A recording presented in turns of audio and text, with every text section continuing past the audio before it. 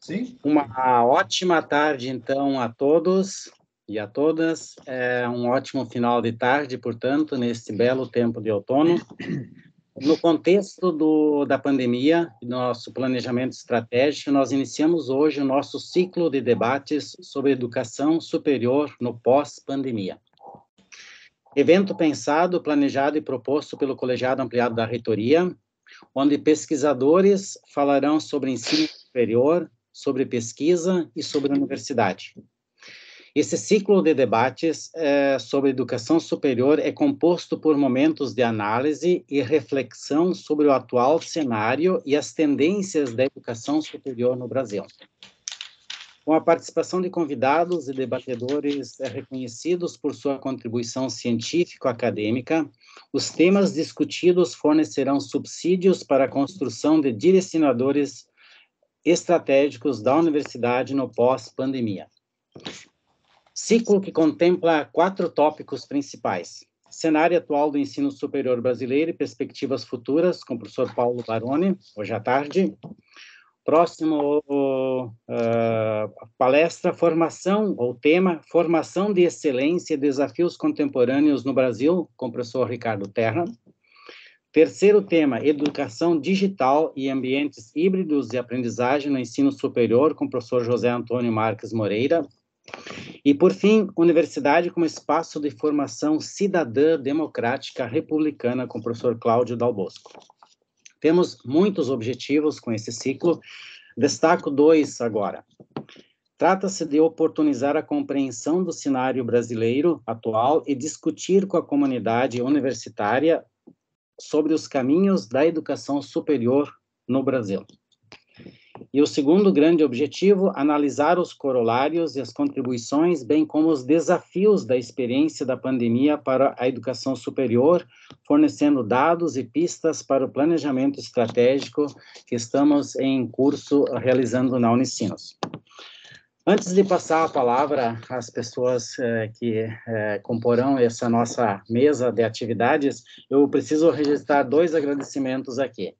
O primeiro é um agradecimento especial ao apoio fundamental, imprescindível ao NIAF e na pessoa da professora Viviane Weschenfelder e a sua equipe, imprescindível para toda a organização desse evento, tá, Viviane? Então, parabéns. E a atividade foi pensada para a comunidade universitária em geral, mas, obviamente, para a comunidade da Unicinos, e o NIAF tem uma importante tarefa nessa dimensão. E, obviamente, agradecer ao professor Arthur e ao Guilherme que me ajudaram a dar essa confecção final a esse ciclo de debates, tá? Eu apenas conduzi os trabalhos, os processos todos aqui. Eu passo a palavra, então, agora ao nosso reitor, padre Sérgio Mariucci, então, para fazer a abertura, vamos dizer assim, oficial desse evento. Depois eu ainda pego a palavra e eu passo ela, então, à professora Tatiana. Padre Sérgio, muitíssimo obrigado, então, e é com você, por favor. Obrigado, decano, professor Luiz. Eu quero fazer também alguns registros, aproveitar a oportunidade que estou falando para um bom número de professoras e professores, e hoje faz 3 meses que nós assumimos como reitor da Unicinos, né? Eu queria pontuar com vocês que quando nós começamos a pensar no planejamento estratégico, eu logo conversei com o Rodrigo, que é o coordenador do PPG, depois conversei com a Maura, fui assim construindo a possibilidade e verificando a necessidade de a comunidade acadêmica da Unicinos sentar junto, ter a possibilidade de refletir e dizer sobre quais tendências, como nós vivemos e como nós estamos percebendo os rumos da universidade e da Unicinos no pós-pandemia. Eu gostaria que com isso, e assim eu pedi para o Luiz, que predominasse a voz, a palavra da comunidade acadêmica sobre a reflexão do pós-pandemia. Que isso não viesse para nós na forma como, às vezes, chega, mesmo com um envelopamento de solução, mas vem apenas como produtos, e já vem feito, faça, tanto como proposta curricular, como proposta de artefatos que se apresentam como tecnologia inovadora na educação. Eu gostaria que esse tema de estudo e reflexão e percepção do pós-pandemia na educação, que é um tema relevante para nós, que nós nos apropriássemos dele e que nós, com a nossa experiência, pudéssemos dizer. Eu digo isso porque eu sei o quanto todos os professores da Unicinos foram importantes na passagem emergencial para o uso remoto, o quanto de aprimoramento foi necessário e o quanto de experiência nós temos que nas 2 últimas décadas já vinha ocorrendo mudanças na educação, nem sempre essas mudanças incluíram o professor no debate, nem sempre. É preciso corrigir este percurso. A nossa experiência, ela tem algo a dizer.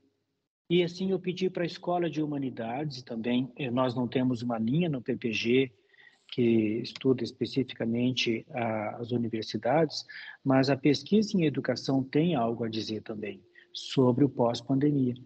Então, eu gostaria que este evento que o Luiz tão bem organizou pudesse ir tendo repercussões e repercussões para que nossa universidade pudesse também construir argumentos para a sociedade ao prever e estudar e propor sobre a educação no pós-pandemia.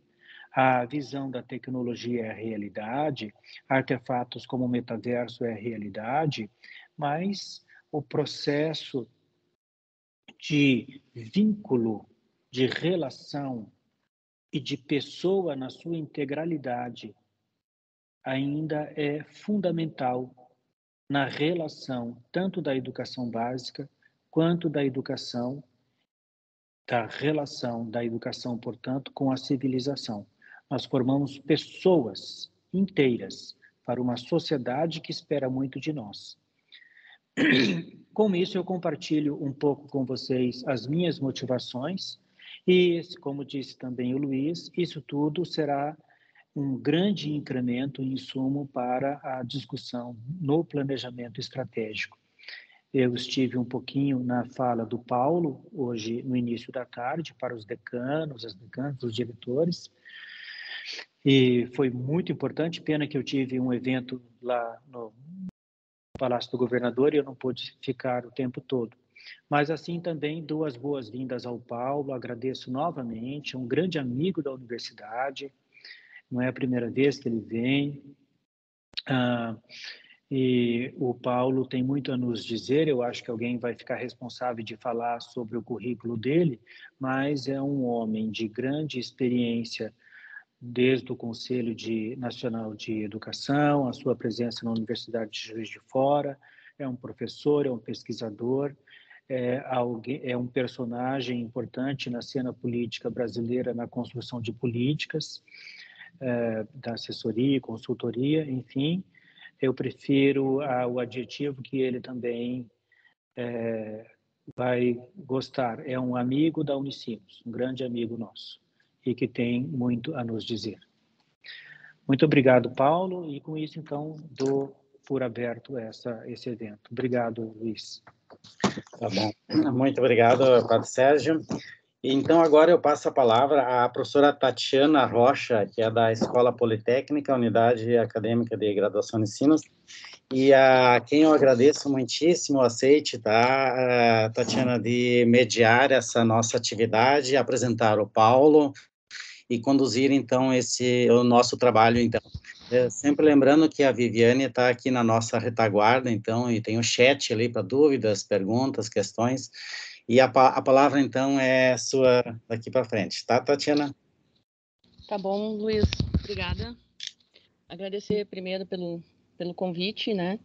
Principalmente porque poder encontrar de novo o Paulo, né? A gente se encontrava em algumas reuniões do grupo de trabalho justamente do GT dentro da CNI sobre educação, né? Isso antes da pandemia, e depois segui acompanhando, então, um pouco o que o Paulo tem feito, e como o Padre Sérgio comentou, Paulo é um amigo da Unicinos, né? Então, ficou de eu fazer a apresentação do currículo do Paulo e depois tentar conduzir um pouco o trabalho junto dele.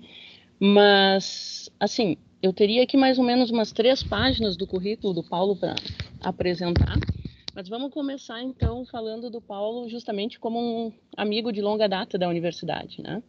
Então, mas antes dele ser nosso principal amigo, e isso é muito importante, o Paulo é graduado em Física e também em Engenharia Elétrica pela Universidade Federal de Juiz de Fora. Então, a gente já tem uma ideia da formação inicial do Paulo. Depois, Paulo fez mestrado e o doutorado em Física pela Universidade Estadual de Campinas, né? Então, uma formação muito, muito sólida. E seguiu a carreira acadêmica, né? Dentro, como professor, pesquisador, dentro da Universidade Federal de Juiz de Fora. Mas, além disso, né, o Paulo sempre atuou dentro da parte do ensino de graduação, pós-graduação, tanto na pesquisa quanto na extensão dentro da universidade, mas principalmente também dentro da gestão acadêmica, né? Então, o que nos traz hoje o Paulo é todo esse conhecimento, né, essa vida toda que ele construiu, para começar como um dos fundadores da Olimpíada Brasileira de Física, enfim, a gente poderia ficar horas e horas falando aqui do Paulo, né? Mas destacar também que o Paulo trabalhou junto a projetos do Parque Tecnológico, ali da região de Juiz de Fora, e até o Padre Sérgio já comentou um pouco antes, integrou o Conselho Nacional de Educação, foi secretário de Educação Superior do Ministério da Educação, mas sempre muito próximo, né? Então, o Paulo é uma pessoa muito acessível, e é com grande alegria, Paulo, que a gente te dá as boas-vindas, né, para esse grupo maior agora, para a gente poder te ouvir um pouco a respeito daquilo que tem para comentar conosco, compartilhar conosco sobre o nosso principal assunto de hoje, desse nosso tema que a gente vai dar início aos ciclos, que é a questão do cenário atual da educação superior brasileira e as perspectivas futuras. Então, Paulo, por favor, agora é contigo.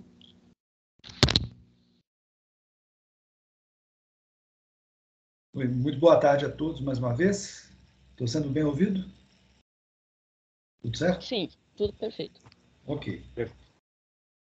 Agradeço mais uma vez a honrosa oportunidade de estar com o grupo do Corpo Docente da Unicinos, porque eu já tive outras oportunidades de estar em outros momentos, e com o corpo de dirigentes também aqui presente, que já esteve conosco mais cedo.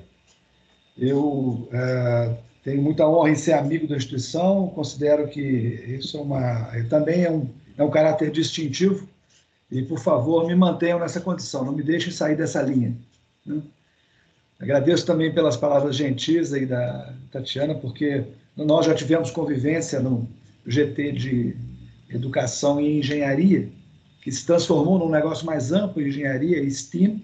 Essa é uma proposta que eu fiz também numa missão da MEI aos Estados Unidos, à costa oeste, e achava assim, que passava do tempo da gente parar de tratar só da engenharia e tratar de outros temas ligados ao desenvolvimento da ciência, da tecnologia e da inovação. Então, esse grupo se ampliou. Também tenho muita honra de ter participado, Tatiana, nesse grupo do desenvolvimento das diretrizes curriculares da engenharia. Elas não seriam possíveis caso a gente não tivesse dado aquele pontapé inicial de colaborar, de trabalhar abertamente com um grupo mais amplo, com todos os que quisessem e pudessem dar sua contribuição para poder chegar ao objetivo final. Eu considero que isso é sempre muito oportuno, porque o diálogo inclusivo já elimina uma série de barreiras preliminares a qualquer política pública. E eu tenho a satisfação, então, agora de conversar com esse grande grupo. Peço também licença para ser bastante informal, porque sou professor universitário, tenho essa ligação.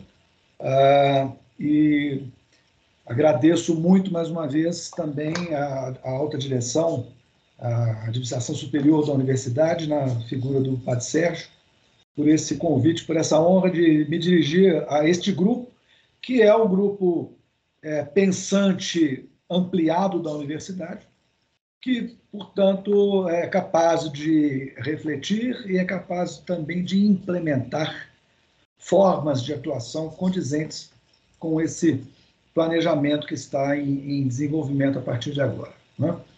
Luiz também receba também meu agradecimento. Só lhe peço desculpas porque eu não consegui organizar a tempo o fundo de tela, mas eu, em minha defesa, vou dizer o seguinte: acho que talvez fique melhor, porque os movimentos de fantasma com o fundo de tela sem o cartão verde atrás costumam tornar o fundo meio ruim, né? Mas tá bom, tá ótimo. Bem, uma reflexão sobre cenários pós-pandemia tem que ser muito mais ampla do que uma reflexão sobre esse momento pós-pandemia. Porque, de fato, nós vivemos um período histórico de muitas transformações e grande parte dessas transformações estão em curso há muito tempo. Eu vou destacar 2 eixos grandes conexos dessas transformações, que são o eixo da grande reforma pedagógica da educação superior e o grande eixo da reforma tecnológica da educação superior. Claro, isso tudo diz respeito à educação como um todo, mas eu vou focar na educação superior, né? Meu objeto mais próximo. Bem, de fato, há mais do que isso, há políticas da educação superior que precisavam ser consideradas antes disso, que seriam, de fato, o arcabouço sobre o qual se constrói. Mas o Brasil é ruim de políticas. O Brasil gosta muito de ciclos curtíssimos, de 2 anos, entre 2 processos eleitorais, que são, inclusive, processos de escala distinta, um de escala nacional e o outro de escala municipal. E, nesse ínterim, o Brasil tenta reconstruir os tecidos que mantêm as formas de poder vigentes e tem muita dificuldade de refletir sobre as escalas de tempo mais longas, e, inclusive, sobre os processos que operam tacitamente, ou às vezes de uma forma que não pode ser, portanto, organizada, por falta absoluta de intervenção das políticas públicas. E o Brasil carece absolutamente de políticas públicas para a educação superior. Isso pode ser visto em vários aspectos, mas pode ser visto também pelas exceções. Uma das exceções possíveis é uma lei de 2013 que diz respeito ao programa Mais Médicos para o Brasil, que muita gente entende como um programa que importou médicos para atender a comunidades que, de outra forma, não seriam atendidas. E isto tanto é verdade que não há um gestor público de saúde que renegue os profissionais que aí receberam, né? Porque todos receberam pelos todos os cantos do Brasil, inclusive não só nos lugares remotos, mas também nas periferias das grandes cidades. Mas é um programa que tem outro aspecto muito importante, que é um aspecto ligado à formação. Ele contém erros e acertos, mas ele pelo menos tenta endereçar um aspecto fundamental, que é conectar o propósito da formação ao atendimento de demandas da sociedade. Isso o Brasil tem muita dificuldade de fazer, né? E isto se materializou com um comando daquela lei que era o comando de determinar novas diretrizes curriculares para a medicina. E neste trabalho, a articulação entre oferta e demanda apareceu com muita clareza. Então, entre os vários fracassos que temos em políticas de educação superior, que conectem alguma espécie de modelo de ambiente para o qual se vai formar quadros de nível superior, a política do programa Mais Médicos para o Brasil é uma política isolada, mas com sucessos, alguns fracassos, alguns enganos, expressa algumas ansiedades indevidas, mas, de qualquer maneira, é um programa interessante.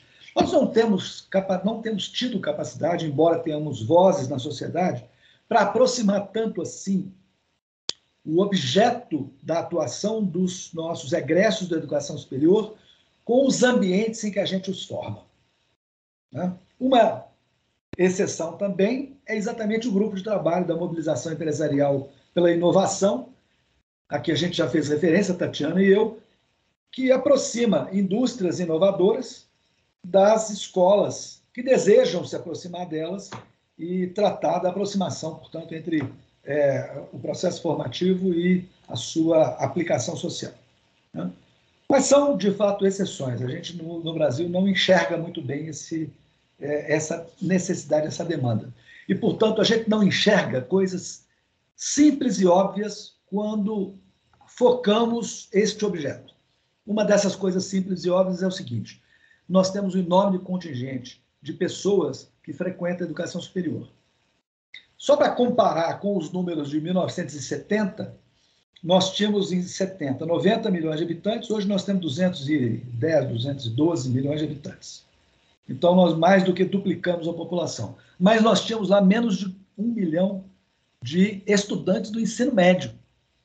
Hoje nós temos cerca de 10 vezes esse número, né? Eram 900 mil, hoje nós temos 8 milhões e pouco de estudantes no ensino médio. E temos mais de 8 milhões de estudantes no nível superior. Isto é, o país é muito diferente do que era naquele período. Mas, mesmo incorporando amplos segmentos sociais ao ambiente da educação superior nessas muitas décadas, nós não tivemos capacidade de entender que a educação superior não pode ser a mesma para todos os objetivos. Ela precisa ter características próprias para atender a requisitos sociais legítimos próprios. Isto é, cada segmento da sociedade que busca formação mais avançada pode ter em vista certos objetivos. Estes são legítimos.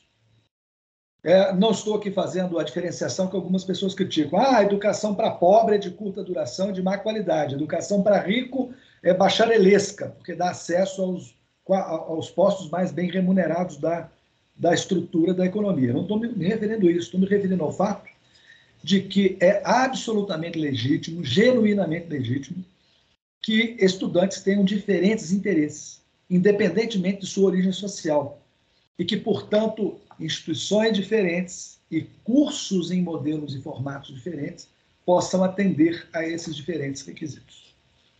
Se a gente estivesse pensando, então, em um ecossistema em que instituições ocupam diferentes nichos ecológicos e cursos oferecem diferentes oportunidades para diferentes segmentos sociais que os buscam, a gente teria política de educação superior. Nós não temos isso. No Brasil, aliás, quando eu cheguei na Secretaria de Educação Superior, é uma coisa interessante.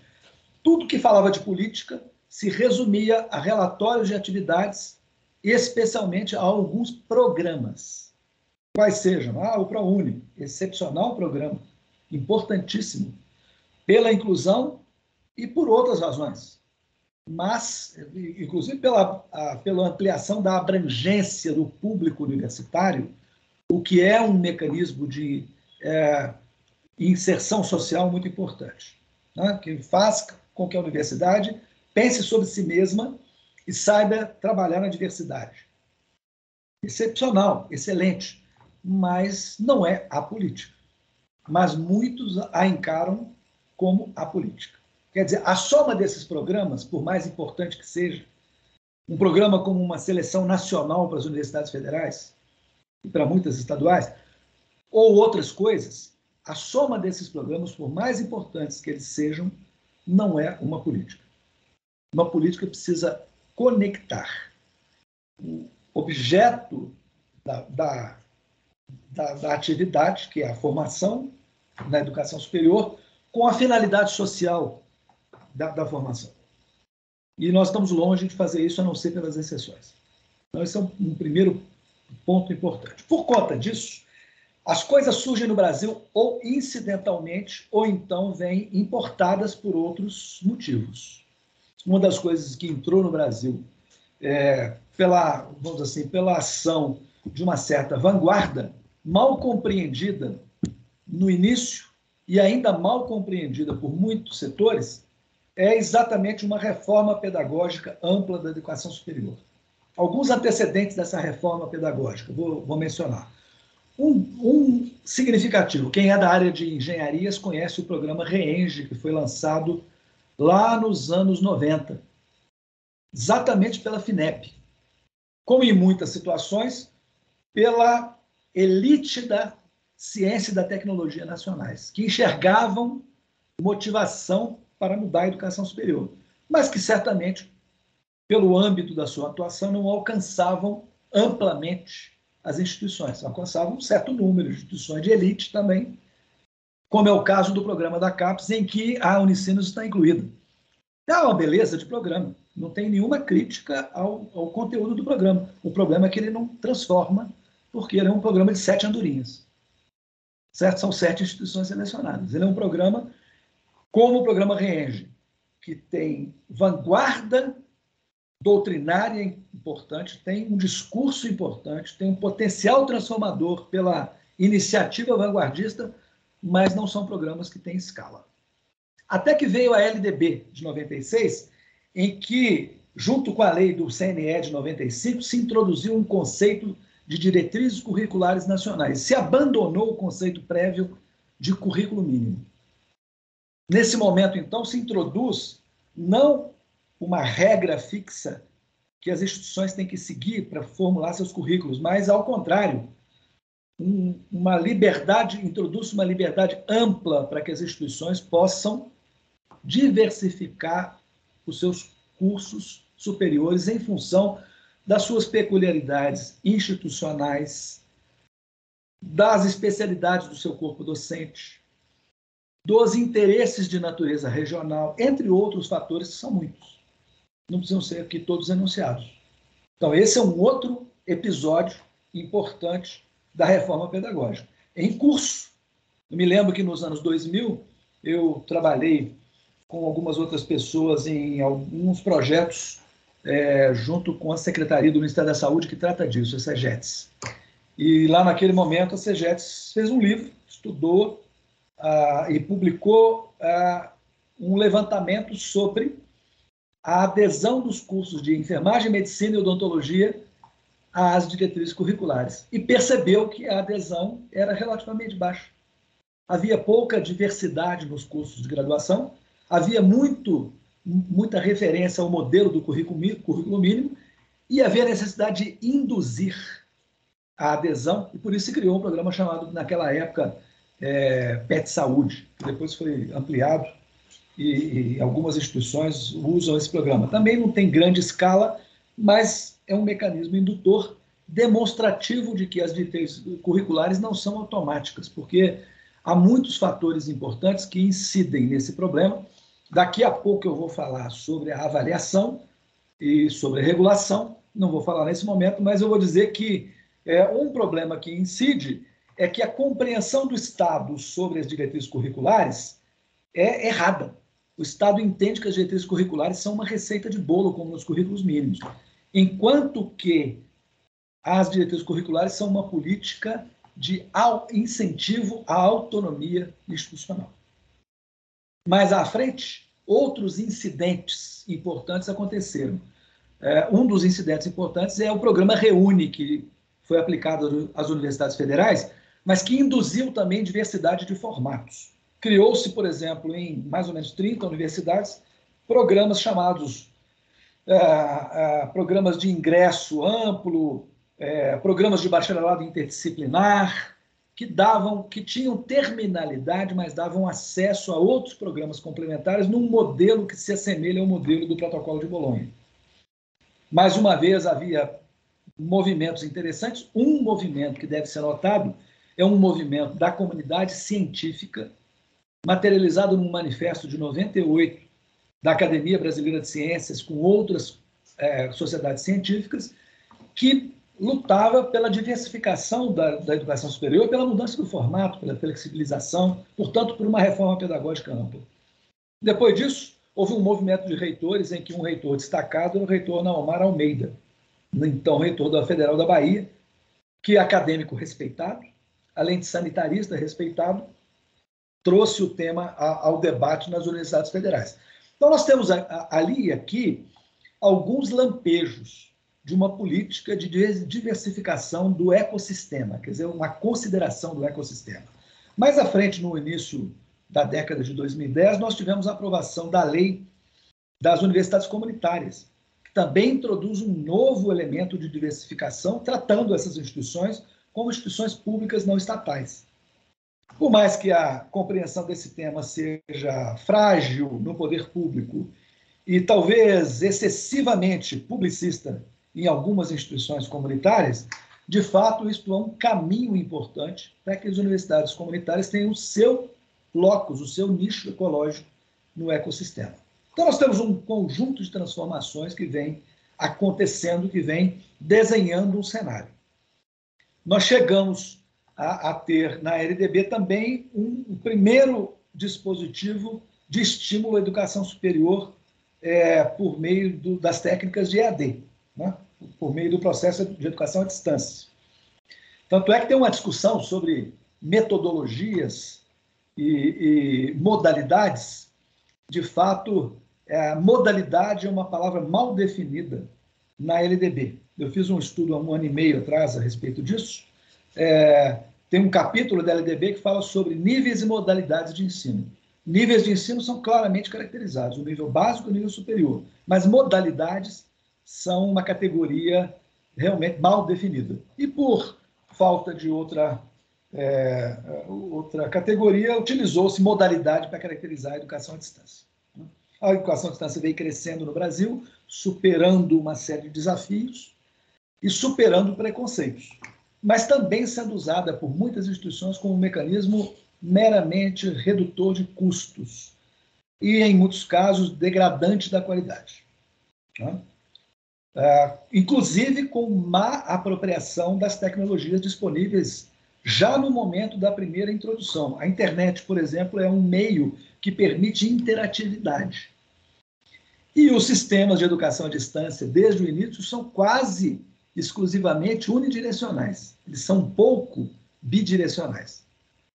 Há muito pouca manifestação da parte ativa, que deveria ser ativa, né? Que são os estudantes, enquanto que há quase com uma manifestação única, um monólogo por parte dos professores, que são a voz da instituição por meio de processos de transmissão unidirecionais.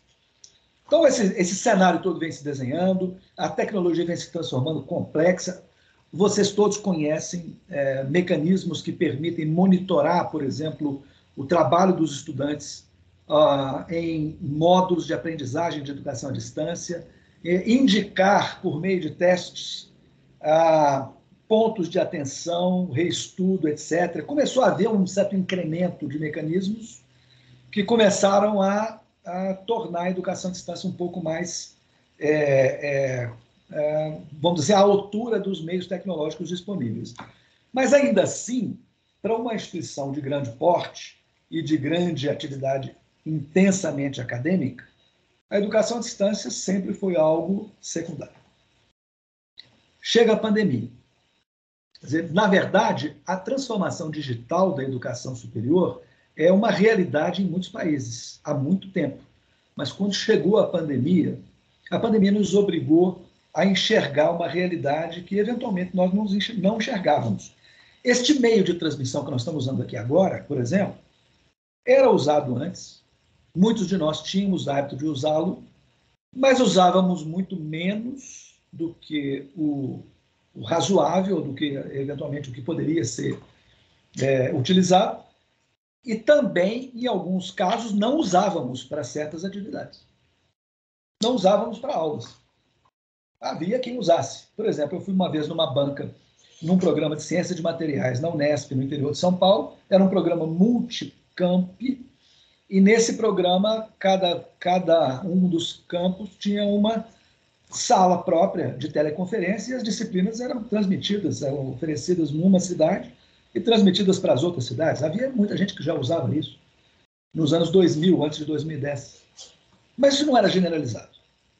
Agora, todo mundo generalizou. Mas eu devo dizer, os preconceituosos costumam usar ainda muitas ressalvas para isso. Nós aprendemos a perder preconceito com relação à gama de possibilidades que os recursos tecnológicos nos trazem de modo geral. Mas ainda há muita gente que continua com os pés atrás. Então, o que eu quis dizer para vocês é que ninguém tratou de discutir amplamente nada disso no Brasil. Isso nunca foi objeto de política. Mas existem em curso uma transformação pedagógica e uma transformação tecnológica. A transformação dos modelos de política é muito mais incipiente e corre muito mais riscos. Pode perfeitamente refluir completamente, ser revertida, porque as forças da acomodação sempre são muito grandes quando há processos de mudança. Mas, enfim, eu me lembro de, mais ou menos 15, 20 anos atrás, falar em instituições aí do próprio Rio Grande do Sul sobre metodologias ativas de aprendizagem. E, mais ou menos, ser olhado de lado com as pessoas dizendo: ah, tá bom, mas isso não é para a minha instituição, não. Isso é para quem tem muito recurso. Tem alunos que podem dedicar o dia inteiro aos estudos.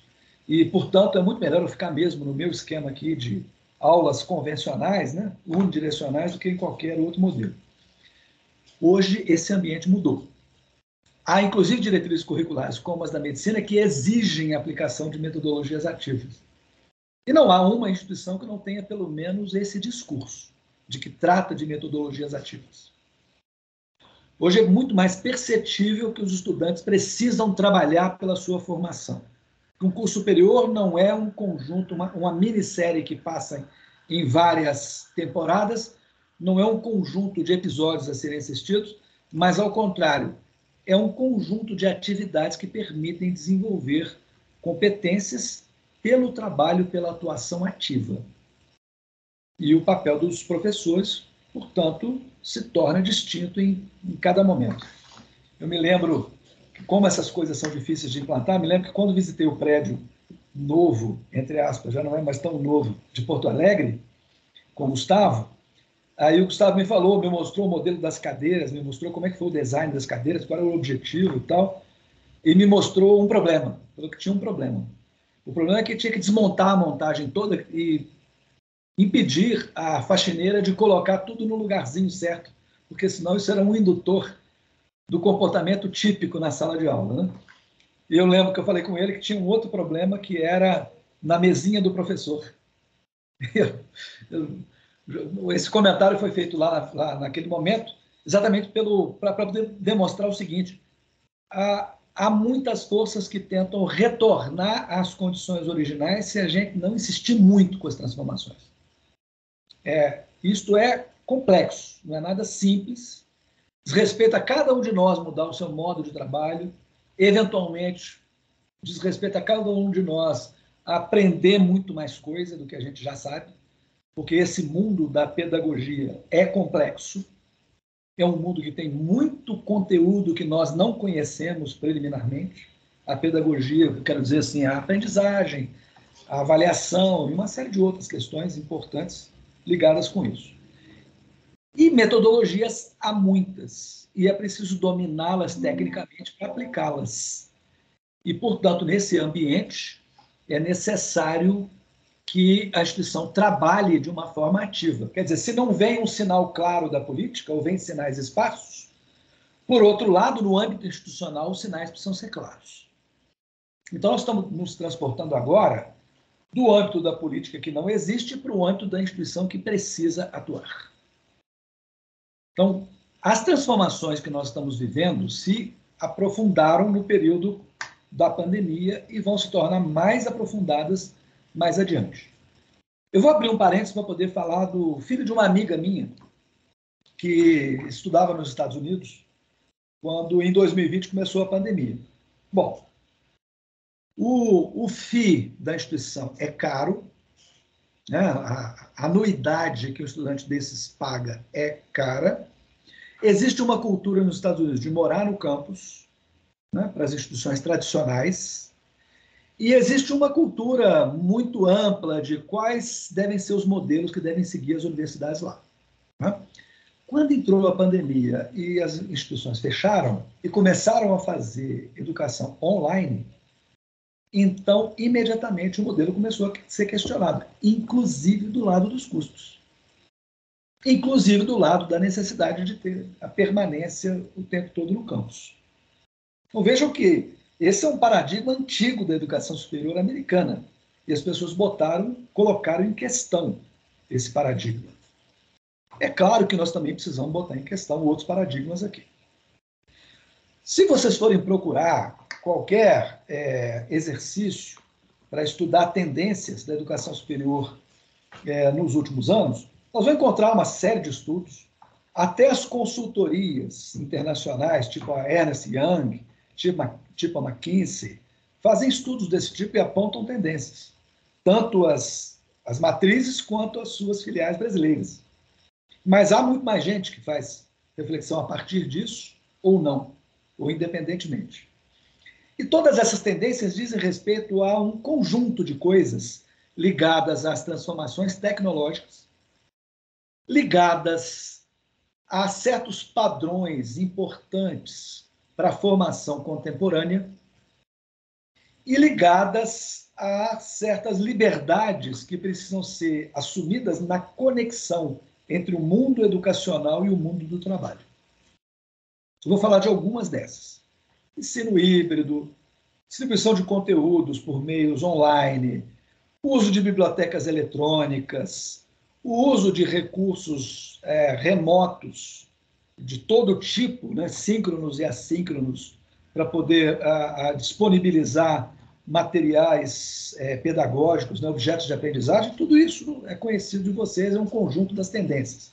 Mas o uso também de recursos de inteligência artificial para explorar a forma de aprendizagem dos estudantes, realimentar o seu processo, analisar as suas avaliações e determinar quais são os rumos a serem seguidos para corrigir, por exemplo, rumos de aprendizagem inadequados.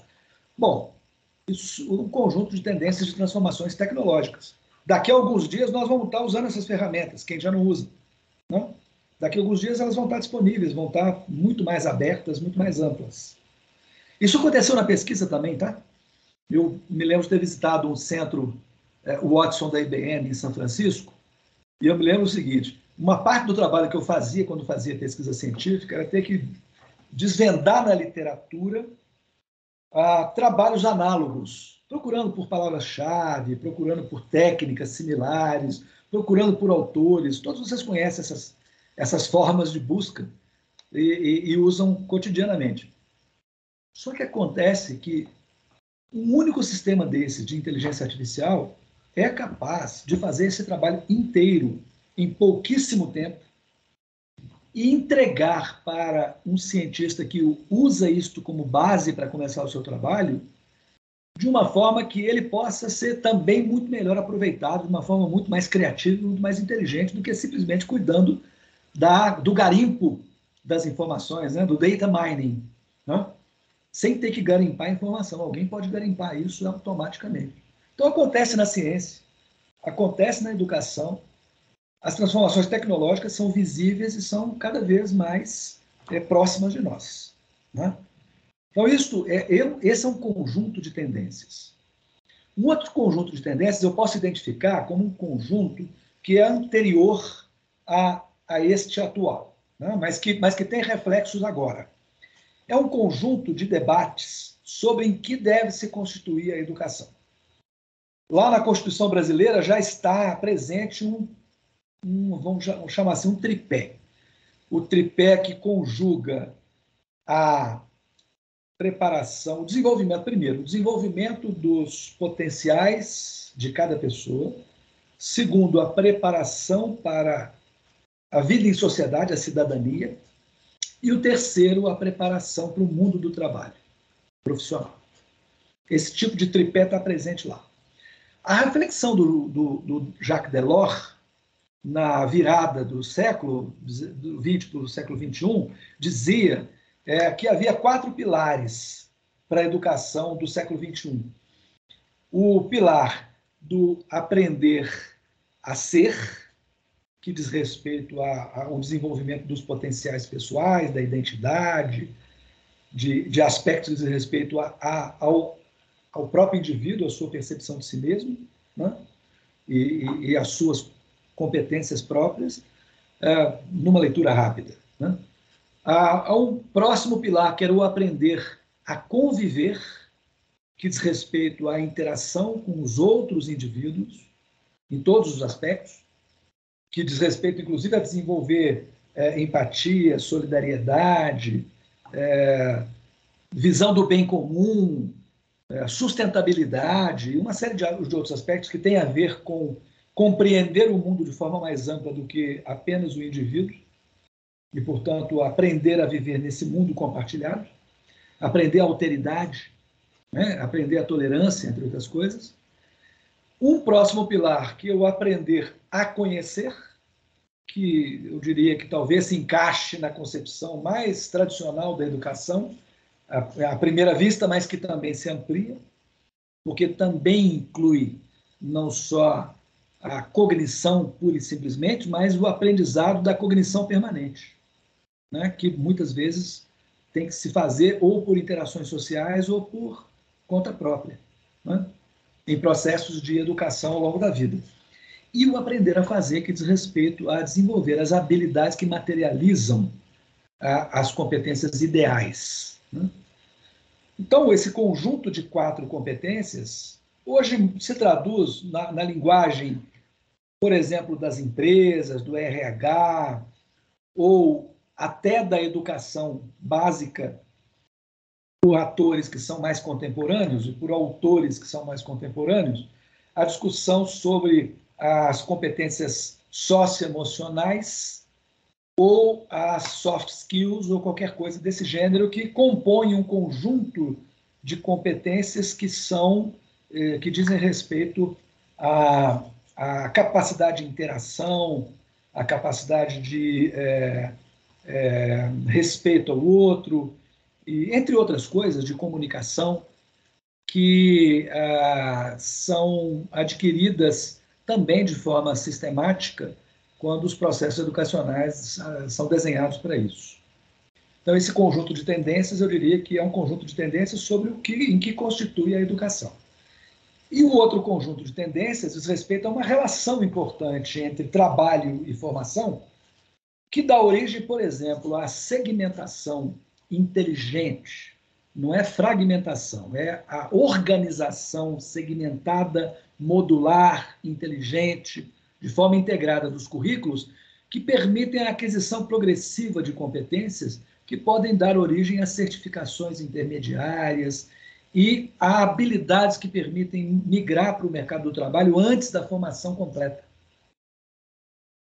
Então, estou dizendo que existem, de fato, muitos eixos pelos quais podemos mapear as transformações. Isso tudo nos permite compreender que o trabalho, o ofício docente, hoje se transformou em algo muito complexo. Se espera do que a gente faz muito mais do que se esperava quando a gente começou essa atividade. Eu comecei há, 40 anos atrás, 1982. Comecei como professor de ensino médio. E lá naquele período se esperava outro tipo de resposta do professor aos desafios. Hoje os desafios são muito mais amplos e as respostas que nós precisamos dar são muito, muito mais amplas também. Toca a nós como indivíduos, mas toca também aos grupos que constituem os núcleos pensantes e os núcleos que implementam os nossos cursos de graduação e de pós-graduação.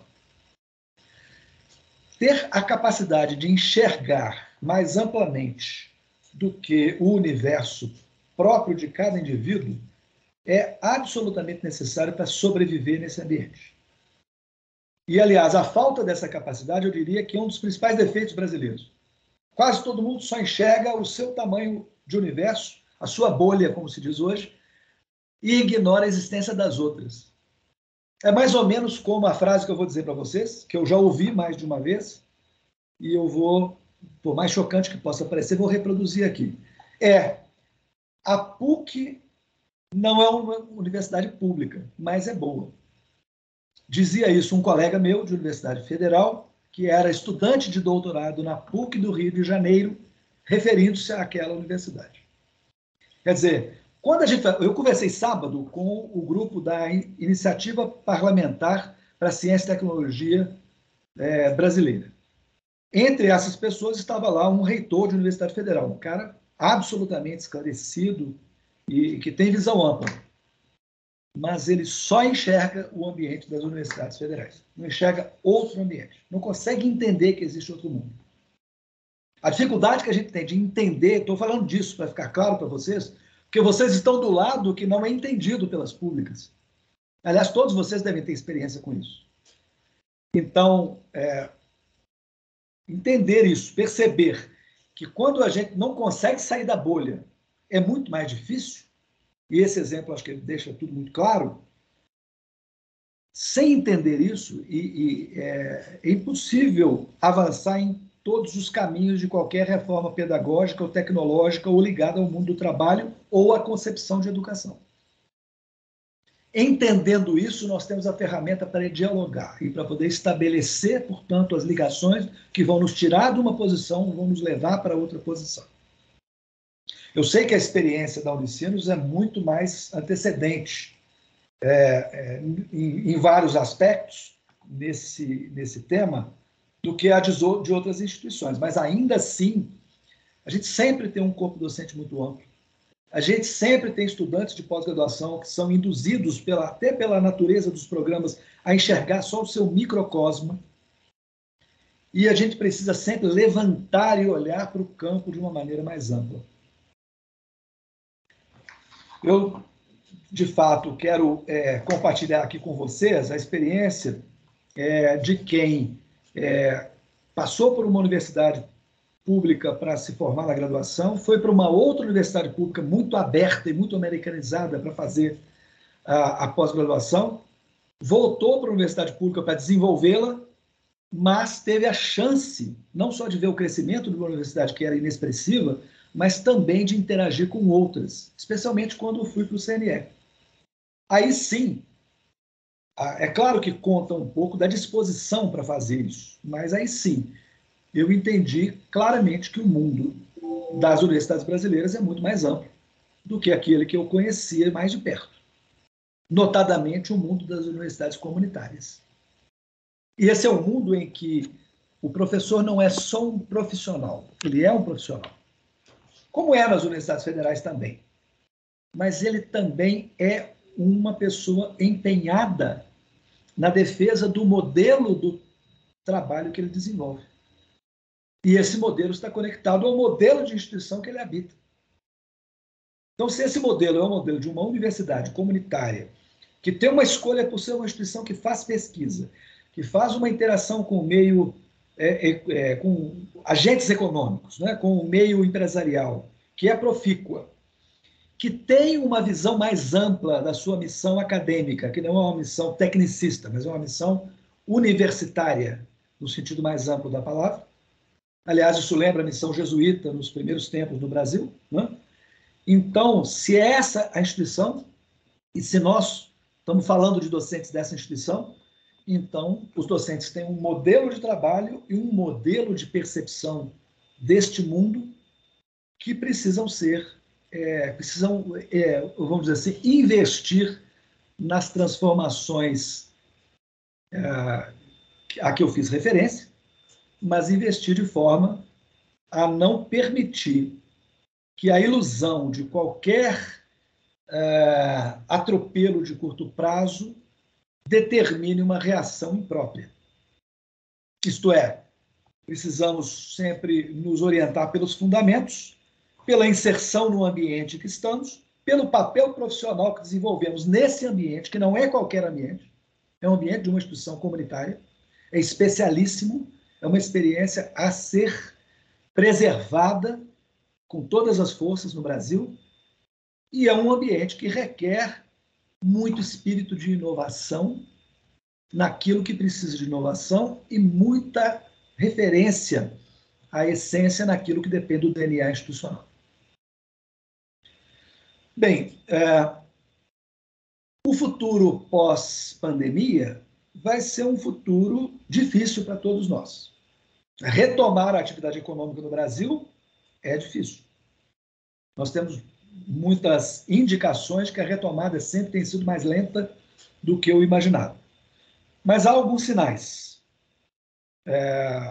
Um sinal importante que eu percebi foi o seguinte: fui tentar matricular meu filho num cursinho para fazer preparação para o Enem. E todos os cursinhos estão lotados, não tem uma vaga. Eu já soube que as escolas mais tradicionais também estão lotadas. Há um conjunto de expectativas familiares e pessoais dos estudantes que estão requerendo retorno da convivência. Esse valor da convivência é um valor que precisa ser ponderado com os outros valores. Se, por um lado, os estudantes são muito interessados por utilizar meios tecnológicos para as atividades acadêmicas tradicionais, por outro lado, também, eles anseiam por convivência de novo. E isto pode ajudar o retorno das atividades presenciais com mais intensidade. Mas, para isso, também, nós não podemos fazer mais do mesmo. Precisamos pensar em o que significa benefício para esses estudantes dessa safra que passaram por todas as dificuldades de natureza econômica, psicológica, social durante esse período. O isolamento entre pessoas muito jovens certamente é um problema importante que tem que ser considerado. E como dosar essas atividades, fazendo da vida no campus uma vida proveitosa, uma vida satisfatória, uma vida que supra essas deficiências de convivência, que são requisitos que a juventude valoriza muito hoje em dia, né? Após esse período de compulsório isolamento para muita gente, né? Claro que me refiro a atividades responsáveis, organizadas, com preso a protocolos sanitários que sejam adequados. Mas, aos poucos, né, com as mudanças aí que a pandemia tem sofrido, a gente tem se adaptado muito mais à vida, à convivência social, do que em momentos anteriores. Bem, retornando, portanto, para poder já caminhar para o encerramento, eu queria, então, lembrar o seguinte. Primeiro, é um momento em que não é possível antecipar nenhuma tendência nem catastrófica, nem milagrosa para o futuro próximo. Mas é possível dizer que algumas transformações que aconteceram ao longo do tempo foram intensificadas pela pandemia e, em alguns casos, se tornaram irreversíveis. O uso de tecnologias, por exemplo, em muitos casos, se tornou irreversível. Não é algo mais de que se possa abrir mão. Um exemplo muito simples é o uso de bibliotecas eletrônicas. Não é só precipitado pela pandemia, mas é também precipitado pela forma como as pessoas fazem uso do material eletrônico ou do material impresso hoje. Os estudantes hoje preferem muito mais usar uma diversidade de fontes acessíveis eletronicamente do que usar uma única fonte que tem que ser carregada para tudo quanto é lado, na forma de um livro, embora, em muitos casos, o livro seja necessário. Eu mesmo sou usuário de livros. Aliás, do meu lado aqui tem um monte de livros aqui eu recorro sempre que preciso, né? Mas, então, algumas transformações foram irreversíveis e a oportunidade para implementar transformações de natureza pedagógica, que têm sido muito mais lentas ao longo do tempo, é uma oportunidade que também tem que ser aproveitada, uma vez que também as expectativas dos estudantes, de certa maneira, são irreversíveis. Eles querem aproveitar muito melhor as oportunidades de aprendizagem e são muito críticos em relação ao tempo que eles despendem para a sua formação. Isto está na base da permanência dos estudantes nas instituições. As instituições que oferecem atividades, como a minha, por exemplo, que oferecem atividades que são consideradas atividades pouco atraentes, têm enormes taxas de evasão. Dependendo dos cursos, a taxa de evasão ainda mais altas. Isto é um problema importante que nós temos que endereçar. Não é um problema simples. Eu me lembro, gente, só para poder contar um casinho antes de chegar no final. Eu tenho um amigo russo que estudou numa cidade lá no centro da Sibéria e trabalhava nessa cidade do centro da Sibéria, em que fazem 40 graus negativos 3 semanas por ano e 50 graus 1 semana por ano. Nessa cidade, ele trabalhava numa universidade chamada Universidade Pedagógica de Tomsk. Tomsk é a cidade. Os estudantes de graduação em física dele lá eram lavradores. Entendam, lavradores. E os estudantes tinham taxas de formação muito mais altas do que a minha universidade, em que os estudantes não eram lavradores. Estavam longe de ser lavradores. E ele dizia o seguinte: a evasão de vocês é, usando outra palavra, inaceitável. E nós não entendíamos dessa forma. Já faz 25 anos, 27 anos que ele veio para o Brasil, já está conosco há muito tempo. Eu custei a entender que, de fato, o importante não é ter o curso operando, funcionando, porque forma meia dúzia de licenciados de vez em quando. Não é isso. É importante ser significativo para os estudantes. De outra forma, eles não nos acompanham, eles vão procurar outro caminho.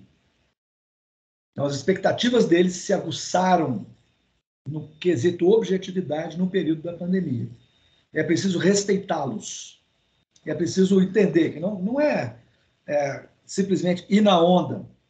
Não é isso. Eu estou dizendo que há aspectos legítimos da percepção das pessoas hoje com relação ao que uma formação superior pode proporcionar, que devem ser levados em consideração no trabalho de cada um de nós a cada dia. A gente tem que respeitar. Algumas pessoas diziam, mas lá naqueles tempos em que eu era missionário, falando sobre as transformações pedagógicas e as atividades de aprendizagem mais dirigidas aos próprios estudantes do que aos professores. Menos tradicionais, portanto, naquela época.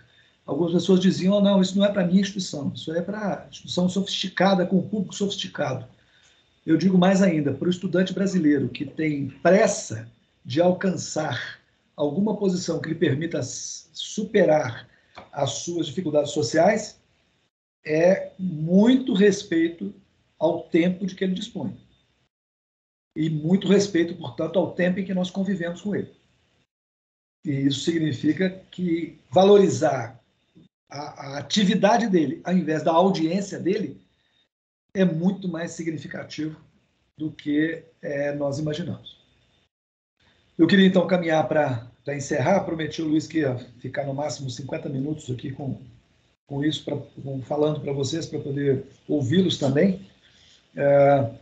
Volto a dizer, é uma instituição comunitária que optou pela pesquisa, uma universidade, uma instituição que tem um compromisso com o desenvolvimento econômico, com a amplitude do saber, com a universalidade do saber. Aliás, esse era o projeto jesuíta da formação. Era um compromisso com a universalidade do conhecimento.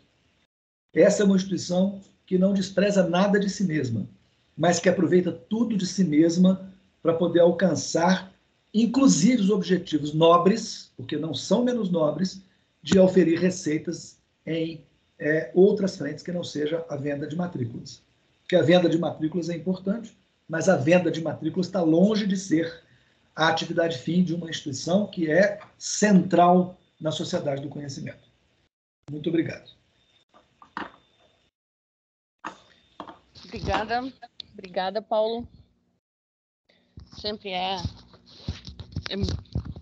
muito bom mesmo te ouvir falar, e a gente começa a pensar, né, à medida que tu vai falando, a gente vai acompanhando, a gente vai formando algumas ideias, concordando, discordando, enfim, que é esse é o nosso papel, né, enquanto pensantes, né.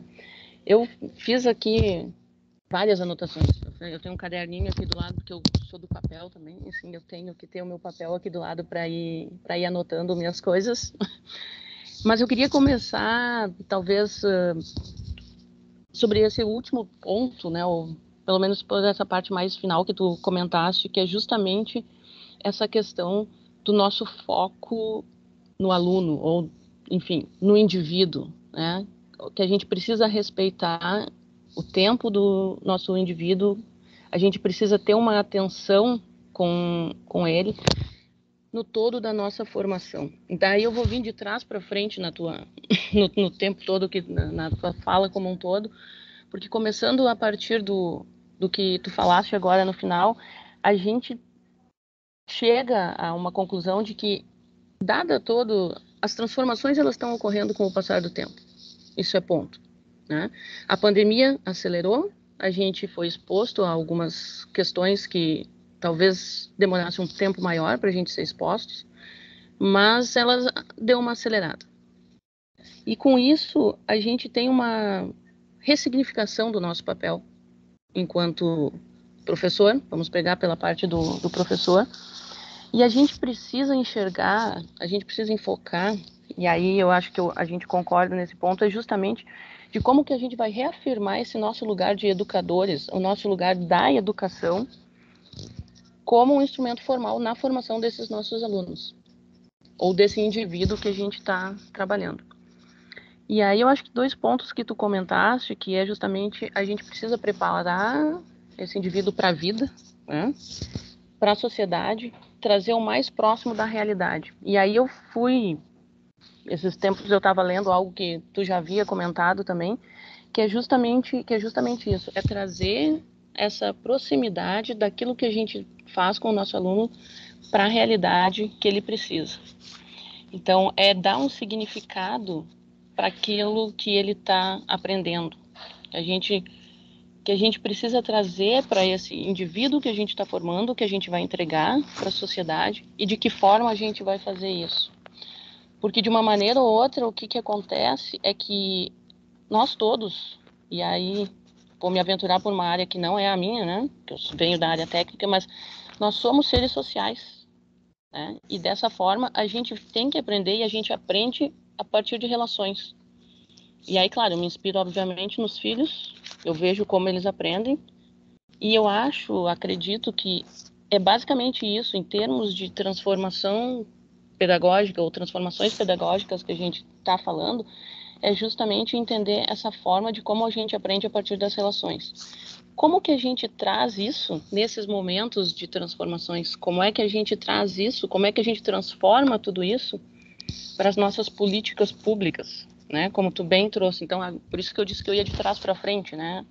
Então, se a gente entende que a gente tem esse perfil, essas necessidades de transformação, de aprendizado por interações, a gente sabe de tudo que acontece, todas as transformações que estão aí no caminho.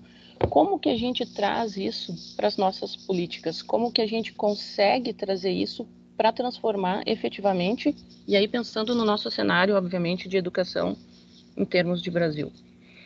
Então, para mim, assim, esse seria um ponto que talvez tu pudesse comentar, antes da gente abrir para as outras perguntas, de como que a gente conseguiria trazer isso, né? Qual é o nosso papel enquanto transformadores, né, para essa nossa educação, nem a futura, né, para nossa educação que a gente precisa a partir de agora já.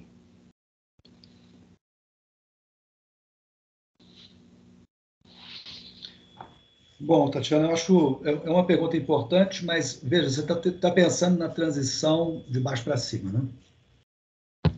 Essa transição é difícil. E ela exige pensar. Bom, eu vou fazer uso da experiência que eu tive, que talvez seja a melhor forma para construir o meu raciocínio. Não sei se é a única forma de pensar, mas o Brasil não tem muita tradição por pensar em políticas intersetoriais e muito menos de longo prazo. A educação superior necessariamente é intersetorial. A menção que eu fiz à diretriz curricular da medicina é clara nesse sentido. A política de educação superior, nesse caso, serve ao sistema de saúde. Isso que eu quero dizer. É uma política, portanto, intersetorial. Como a política de formação pós-graduada também é intersetorial. Ela serve ao segmento acadêmico, por conta da formação de recursos humanos para investigação científica e tecnológica, mas serve também à educação básica e serve também ao mundo empresarial, por meio da inovação. Então, em todas as políticas educacionais é possível enxergar esse tipo de conexão. Mesmo na educação básica, nós vamos falar, essa é a política mais transversal de todas, né? Porque a educação básica é requisito fundamental para a cidadania, para o desenvolvimento dos potenciais dos indivíduos e também para a formação para o trabalho. Não existe formação para o trabalho sem boa comunicação, sem boa redação, sem organização, que são vamos dizer assim, consequências da atividade sistemática da educação básica. Sem a capacidade de raciocinar numericamente, sem compreender o mundo social, sem compreender as tecnologias básicas, estou falando todos de objetivos da educação básica. Então, a educação é muito transversal. Mas acontece que o Brasil é ruim para políticas desse tipo. Né? Então, se elas podem se aplicar ao âmbito institucional, porque nessa microescala a instituição consegue se pensar, consegue ter, vamos chamar assim, uma organização que lhe permita que os fluxos de informação gerem uma coerência interna, né? Gerem, por exemplo, objetivos comuns, procedimentos comuns, inclusive por meio das formas rotineiras de proceder. Tem calendários, tem atividade de avaliação, até por isso, né? Até por essa razão. Por outro lado, o poder público não olha para isso. Eu vivi num MEC em que esse é o modelo, tá? O MEC é o seguinte: o MEC, que é o órgão que poderia dar coordenação a isso, ele simplesmente diz o seguinte: olha, a educação básica, quando o gestor é um gestor voltado para a educação básica, que é o caso da maior parte dos gestores, que sabe que o problema mais sério é a educação básica. E é mesmo. Não fujo dessa questão. Mas o gestor diz: a educação básica é um problema grave, então vamos dar prioridade. Significa, deixa correr para lá tudo que diz respeito à educação superior, a não ser quando o gestor diz: não, vamos colocar aqui vamos tutelar de alguma forma as universidades federais e os institutos federais, porque eles são muito gastadores, ou são muito... eles têm muita opinião política, ou, como a gente tem visto nos últimos tempos, ou qualquer outra coisa do mesmo gênero. Não é? Então, o máximo que se vê é isso. Por outro lado, não há nenhuma espécie de voz coordenadora da educação superior para poder desenhar uma política que sirva à sua finalidade. A política tem que dizer: olha, vou formar para a saúde, vou formar para a tecnologia. Por exemplo, temos um déficit que as empresas de tecnologia, por meio de sua associação, dizem que está em talvez 700 mil técnicos, engenheiros e outros profissionais da área de TI. Nós não temos ninguém no Brasil capaz de dizer: vamos organizar um movimento para suprir, com todos os instrumentos necessários, essa lacuna. Quais sejam? Vamos fortalecer a educação básica em alguns aspectos para poder fortalecer o pensamento lógico, e vamos fortalecer a relação com as empresas para permitir estágios, coisas do gênero, tá certo? Um conjunto de políticas. Estou falando de coisas esparsas só para poder dar uma ideia absolutamente despretensiosa. Mas o que eu quero dizer é: não há quem enxergue no mundo da política brasileira, desde que eu me entendo por gente, que esse tipo de coisa precisa ser feito.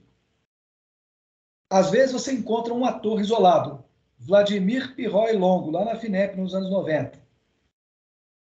Jorge Guimarães, ou Abílio Baeta Neves, agora nos anos 2000 e poucos, com o programa Pro Engenharias. Às vezes, que enxerga o problema, mas não tem capacidade operacional para fazer escala. Tem capacidade operacional para irrigar um número pequeno de iniciativas, que serão bem-sucedidas em si, mas não produzirão efeitos de política, que são efeitos de escala. Política precisa de escala. Política no Brasil precisa de escala. Política de educação profissional é outra. A indústria criou, lá nos anos 40, um instrumento de formação para o trabalho na indústria. Eu vou citar um que a gente conhece bem, a gente convive bem nisso, né? Por causa da MEI. Todos os diagnósticos da indústria dizem respeito à carência de pessoal com formação técnica para trabalhar na indústria. A última, se eu não me engano, é uma súmula 76, 77, sei lá, da CNI, que diz respeito a isso. Eu não lembro o número mais, mas é coisa de 2 ou 3 anos atrás. Bem, desde que se criou esse instrumento de formação, e ele é um bom instrumento, um belo instrumento de formação, não conseguiu alcançar o problema. É que o Senai é muito bom onde ele atua, mas ele atua pouco demais em relação ao que o Brasil precisa. Portanto, o Senai não é política. O Senai é uma bela construção, uma bela instituição, mas o Senai não é política. Agora eu quero dizer para você, as instituições comunitárias poderiam ser uma política. Poderiam ser uma política que supriria escala em muitos lugares, especialmente no Rio Grande do Sul. Aquilo que se fez lá na Unipampa, mapeando todos os campi da Urcamp e matando a maior parte deles, 60% deles, e reduzindo ao metabolismo basal os restantes 4%, é um absurdo completo. Porque aquela iniciativa era comunitária, portanto, tinha partido já da própria sociedade, não era assistencialista, supria as necessidades de formação, não precisava ser superposta por outra de natureza pública. Uma política, por exemplo, seria dizer o seguinte: eu não preciso ter no Brasil todas as universidades públicas ou gratuitas. Eu preciso ter financiamento. E aí nós vamos falar para um problema que a gente não abordou na conversa de mais cedo, mas é um problema importante. A capacidade de financiamento das famílias se esgotou. O Brasil precisa pensar em financiamento. Chega de financiar eleição de deputado do Central. Tem que financiar a formação, recursos humanos em todos os níveis. Sim, bom, não tenho como não concordar contigo, né, Paulo, com tudo isso que tu traz e com toda essa, enfim, com toda essa tua experiência que tem, e a gente sabe realmente das nossas dificuldades, né? Acredito sempre que quando a gente trabalha conectado, né, e aí vem essa questão que tu traz das comunitárias, né? Então, quanto mais conectado a gente trabalhar, é o famoso, como é que é? Juntos somos mais fortes, é como a gente conseguiria efetivamente escalonar, né, essas questões todas que a gente tem para trabalhar. A gente sabe do momento que a gente está vivendo, mas a gente só pode trabalhar daqui para frente, né? Então, eu acho que esse é um momento muito importante, pelo menos dentro da universidade, onde a gente está no nosso planejamento, de também pensar dessa forma, né? Sempre conectados.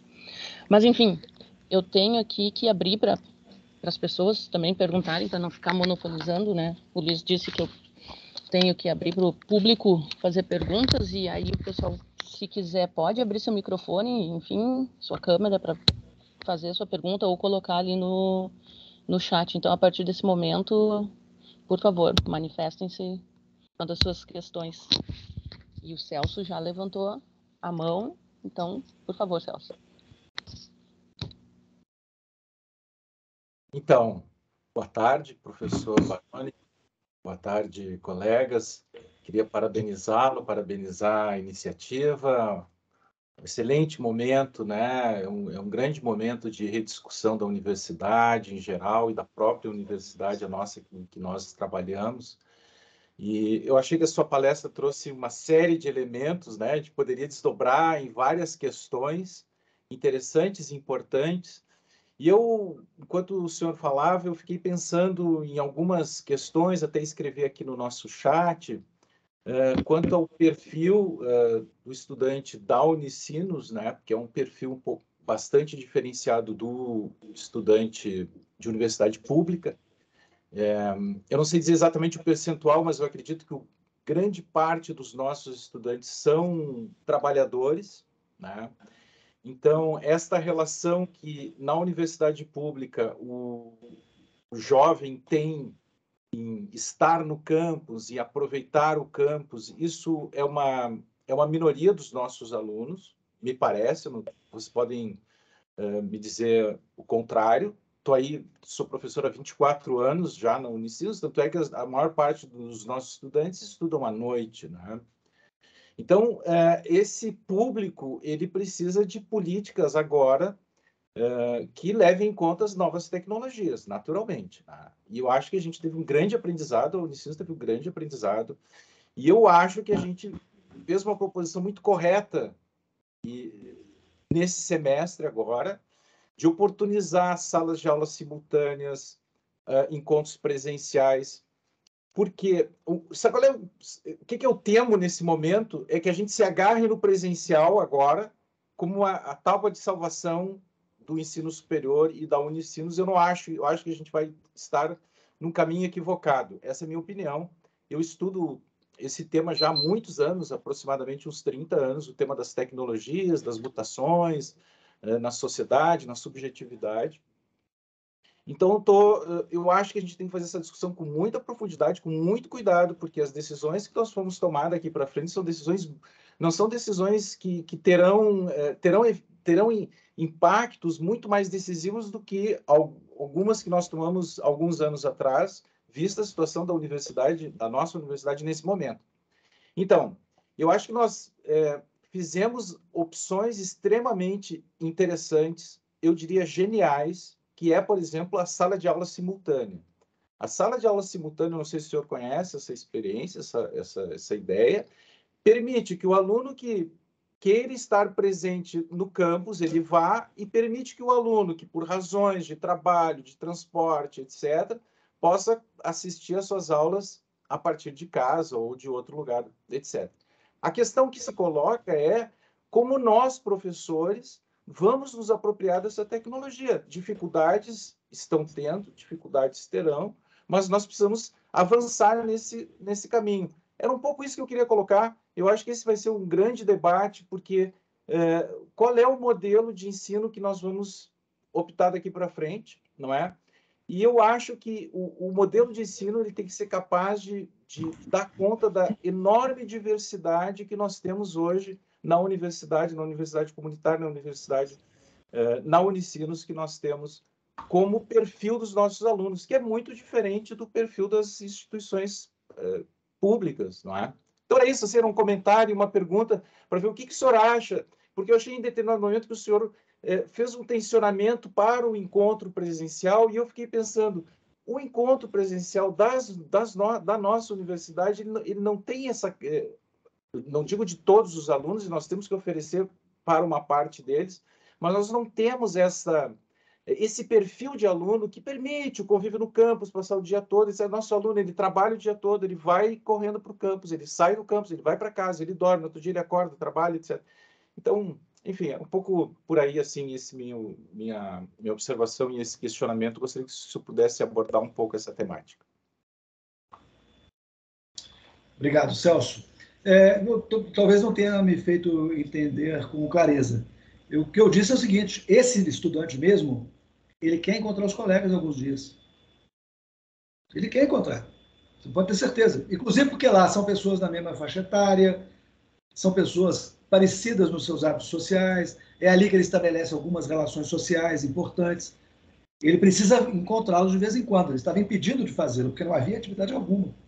É disso que eu estou falando. Nós precisamos dosar essas coisas. A palavra que eu usei foi dosar. Nem tudo a tecnologia, nem tudo ao presencial pré-2020. Não vai acontecer. Ninguém vai ter paciência mais também, inclusive.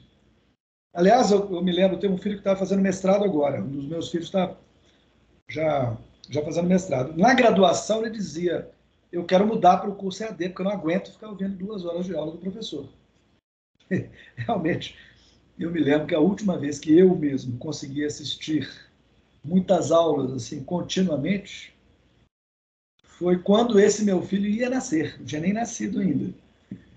Em 1996. Eu fiz 100 horas de curso numa escola avançada na Europa, mas foi a última vez que eu consegui ser tão disciplinado para assistir tanto tempo de aulas tradicionais por pesquisadores e tal. Depois disso, a gente aguenta um seminário de 1 hora, um seminário de 2 horas, mas realmente a gente se cansa. Não, o que eu quis dizer é o seguinte: de fato, é irreversível que os meios de distribuição de conteúdos ou de até interação tecnológicos ganhem muito mais espaço. É irreversível. Mas também há um espaço para a convivência social. Tá? E esse espaço precisa ser dosado, devidamente dosado. Não precisa... Ninguém vai retornar ao pré-2020. Não vai acontecer. Concordo com a sua reflexão. Obrigado. O Roberto também levantou a mãozinha, Roberto, uma pergunta. Certo. Boa tarde, colegas. Boa tarde, professor Paulo. Muito bom ouvi-lo. Eu pesquiso política curricular e muitas das questões que o senhor veio levantando me causaram reflexão, algumas desconforto e o que é desejável num espaço como esse, né? Eu concordo, tenho uma tendência a concordar com o senhor de que o futuro, né, vai nos levar a uma ruptura pedagógica ou algum tipo de reposicionamento da questão metodológica. Entretanto, né, me parece que e o senhor tocou nesse ponto também, é tão urgente quanto pensarmos nos termos de uma ruptura epistemológica. né, em novas formas de produzir conhecimento, pensar um pouco essa polifonia de saberes que o século XXI está nos exigindo. Porque se nós ficarmos somente com a ruptura metodológica, nós corremos o risco de comprar panelas coloridas que só cozinham feijão. Então, com perdão da metáfora, acho que uma das coisas da pandemia que eu fiz foi cozinhar, então foi a metáfora que eu me lembrei agora. Então, assim, o desafio que nós temos enquanto instituição, enquanto universidade, me parece, está em construir currículos que sejam capazes de, certamente que sim, fazer mudanças metodológicas, mas mais do que isso, né, serem cursos que sejam abertos a essas novas polifonias, né, esses saberes múltiplos que nos interpelam. E aí vem a minha pergunta, né, nesse diagnóstico que o senhor nos oferece, né, que ele é bastante interessante, que lugar a pesquisa ocupa para essa universidade no pós-pandemia?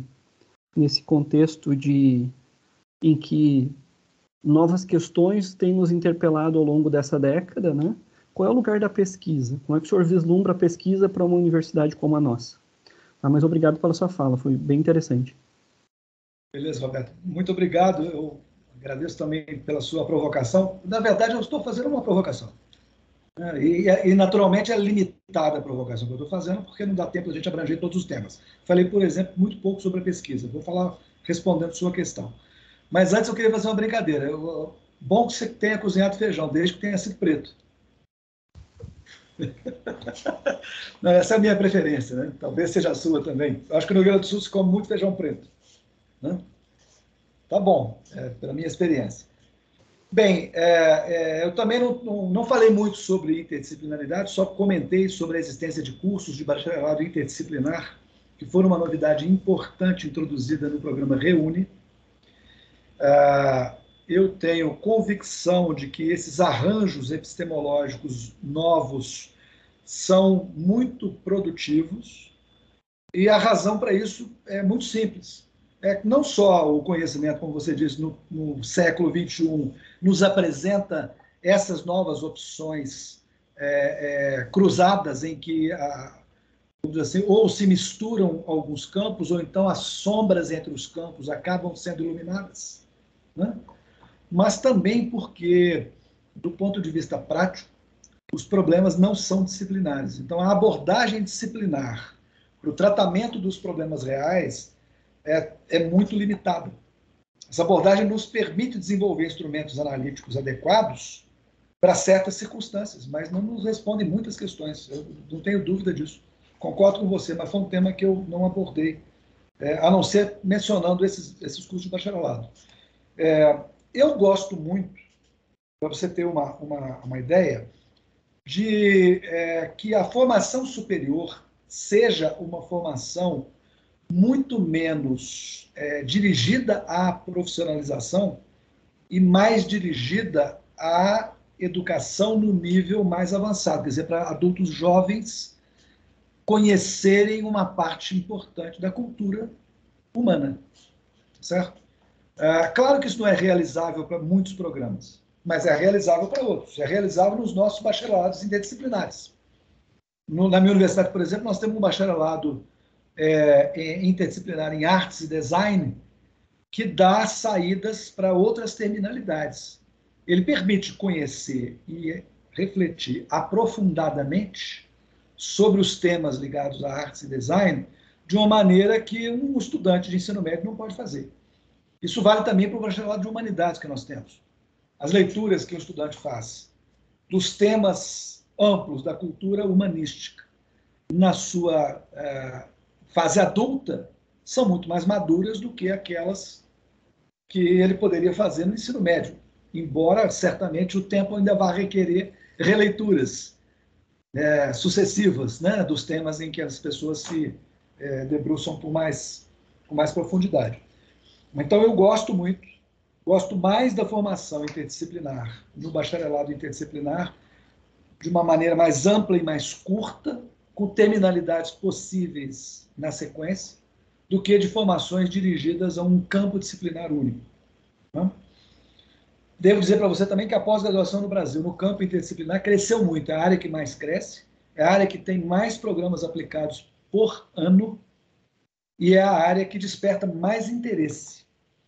E vamos dizer assim, eu também trabalhei na avaliação da pós-graduação por um tempo e me coube avaliar no PNPG o desenvolvimento da área interdisciplinar. E aí, por isso que eu tive contato com essas informações. Ainda dias atrás, eu falei com a Adelaide Alário, que é a coordenadora dessa área, sobre as informações mais recentes, e elas dão conta de que, vamos dizer assim, o vigor da criação de novos programas continua muito amplo. Isso é um bom sinal. Pela pós-graduação, as universidades brasileiras são mais receptivas à interdisciplinaridade do que pela graduação. Isso também nos dá um sinal, não só os problemas não reais não são facilmente enquadráveis em molduras disciplinares, mas também os problemas da investigação científica que fazem muito sentido, que são muito importantes no momento. Muitos são de natureza interdisciplinar mesmo.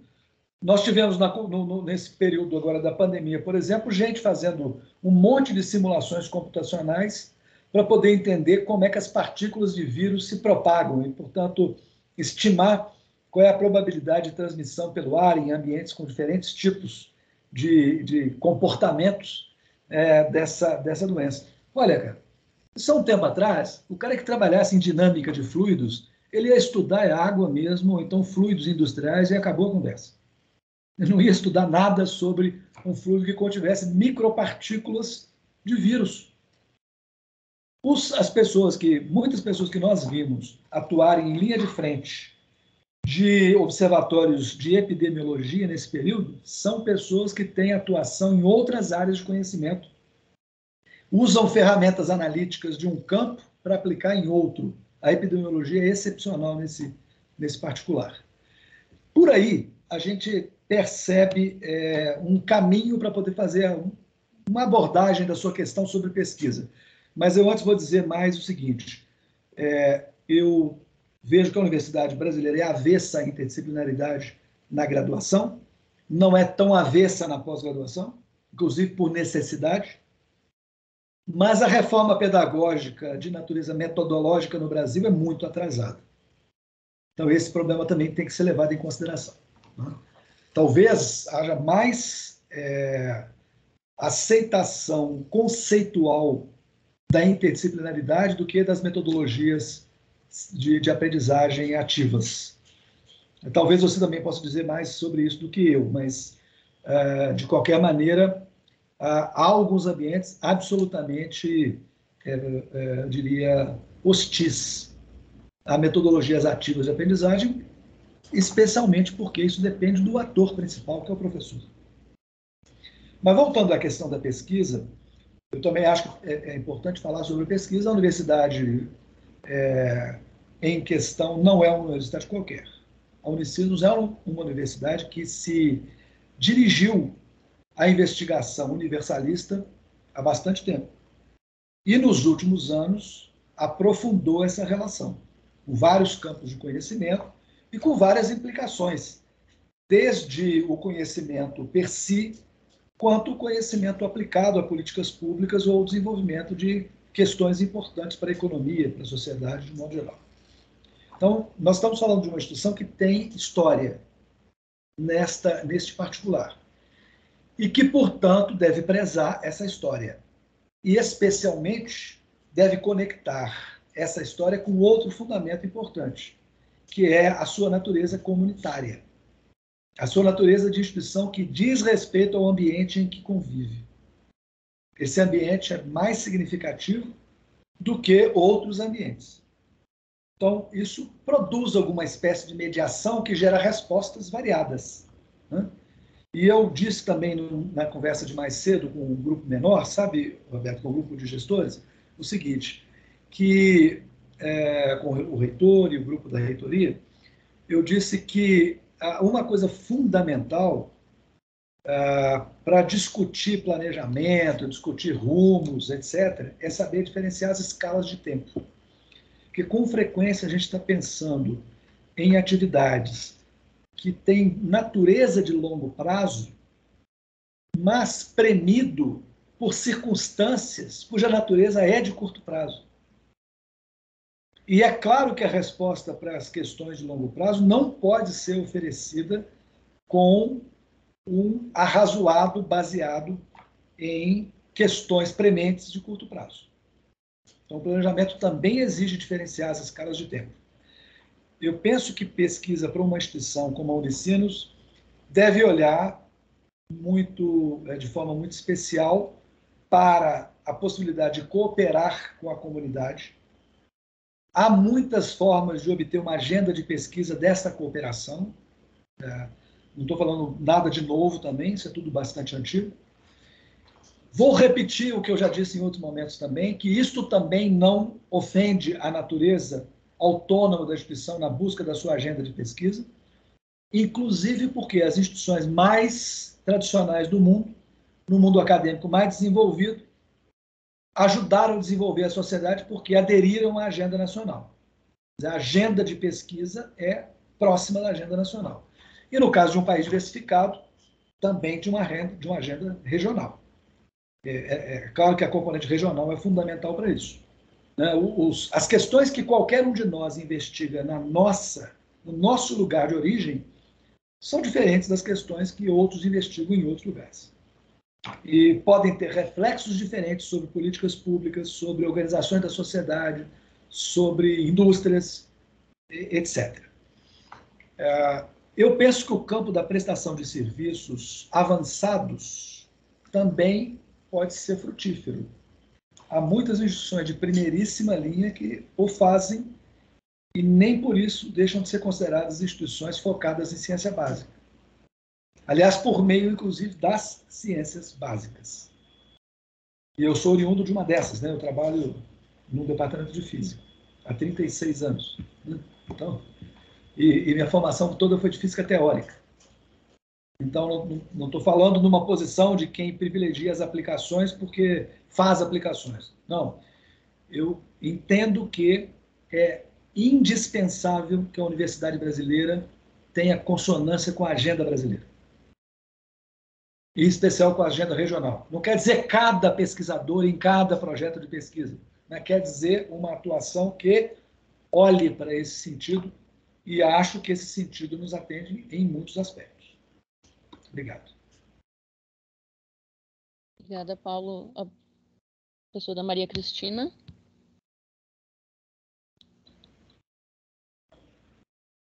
A gente não está te ouvindo, Maria Cristina.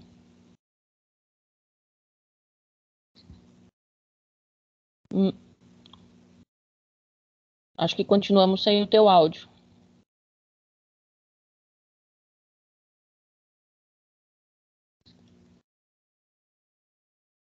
Ela está dizendo que vai desconectar e vai ligar novamente. Tá bom, então. A Maura não entende só Libras? Leitura labial também?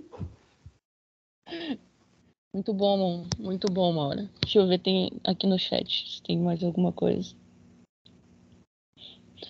Não, no chat tinha uma conversa paralela a respeito do vivenciar o campus no presencial, né? Também que o pessoal estava comentando a respeito da importância de se trazer para que o aluno experiencie o máximo, né? Consiga aproveitar ao máximo o que se tem dentro da universidade, que sejam outros espaços de aprendizagem, né? Que a gente possa fazer uso dentro da própria universidade. E isso vem justamente ao encontro daquilo que a gente falava da gente ressignificar o papel do professor para ir além de um espaço de sala de aula, ou seja, ressignificar o que é também a sala de aula.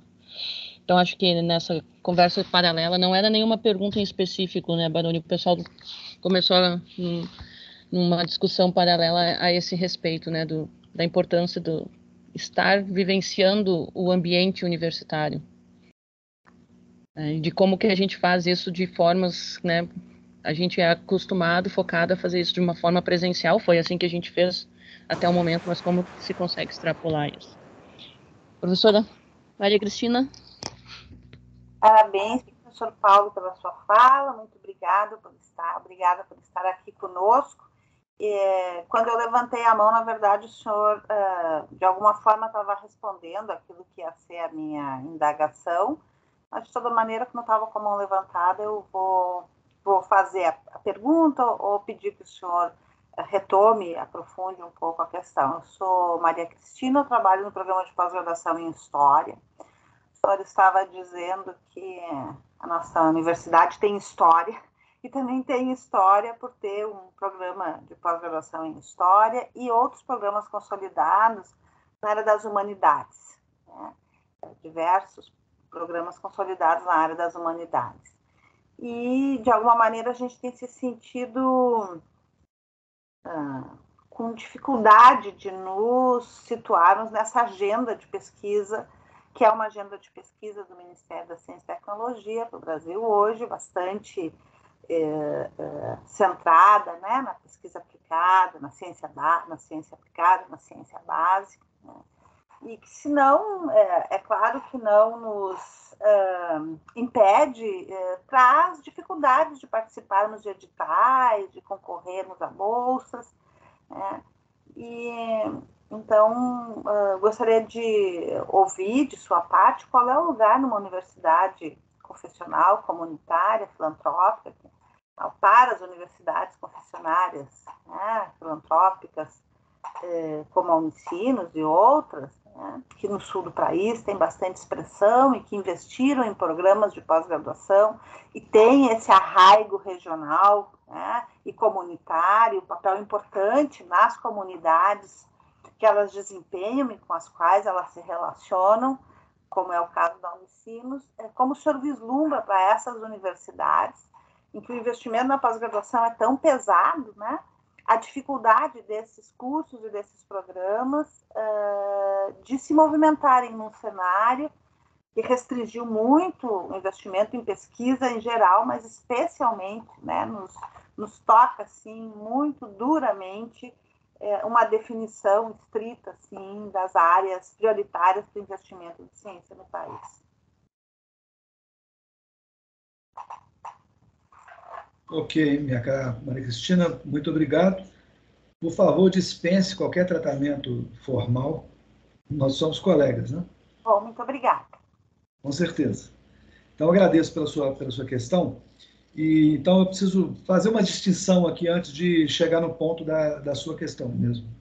A primeira distinção é a seguinte: o Ministério de Ciência e Tecnologia e uma parte do MEC mergulharam numa retórica irresponsável em relação à pesquisa aplicada e rejeitando as ciências humanas por razões ideológicas, no caso do MEC, assim, muito explícitas, que são, aliás, da pior qualidade, quer dizer, pseudo-ideológicas, né? As pessoas acham que são ideológicas, mas são, na verdade, opiniões de botequim, né? Não são mais do que isso. Né? Ou mais ideológicas ainda do que aquilo que acusam ser ideológico. Não tem fundamento, só tem cisma. Elas nem sabem por que estão falando isso. Estou dizendo, na verdade, por ignorância completa.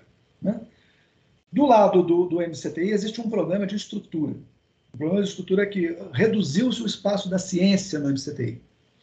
Eu vou te contar uma história que dá uma noção de como são essas coisas. Eu fui ao pavilhão de exposições na Semana de Ciência, Tecnologia e Inovação no final do ano passado. E aí eu fui porque eu tinha que ter uma reunião com o secretário executivo do Ministério lá. Ele disse, eu estou atendendo lá. Fui para lá. Quando eu cheguei lá, eu vi um monte de veículos militares, ou da Polícia Federal, ou de outras forças de segurança, bombeiros e coisas do gênero, como suposta exposição de aparatos tecnológicos, e umas pinturas assim que lembravam um astronauta de brinquedo dando cambalhotas. Umas figuras meio infantis. Né? Bom, talvez isso dê uma noção do que muita gente acha que é ciência, né, e tecnologia nesse país. Bom, enfim, o espaço da ciência está reduzido,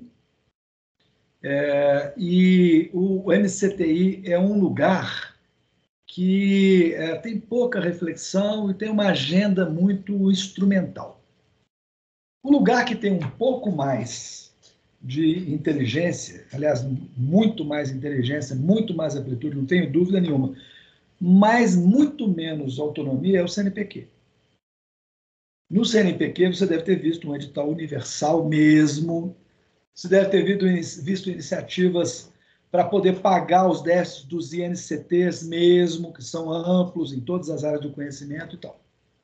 Muito desse esforço foi o trabalho da nova lei complementar, que tratou de não permitir o contingenciamento dos recursos do FNDCT, que é o principal, vamos dizer assim, filão de financiamento para essa área no Brasil. Estava sendo contingenciado em cerca de 90%.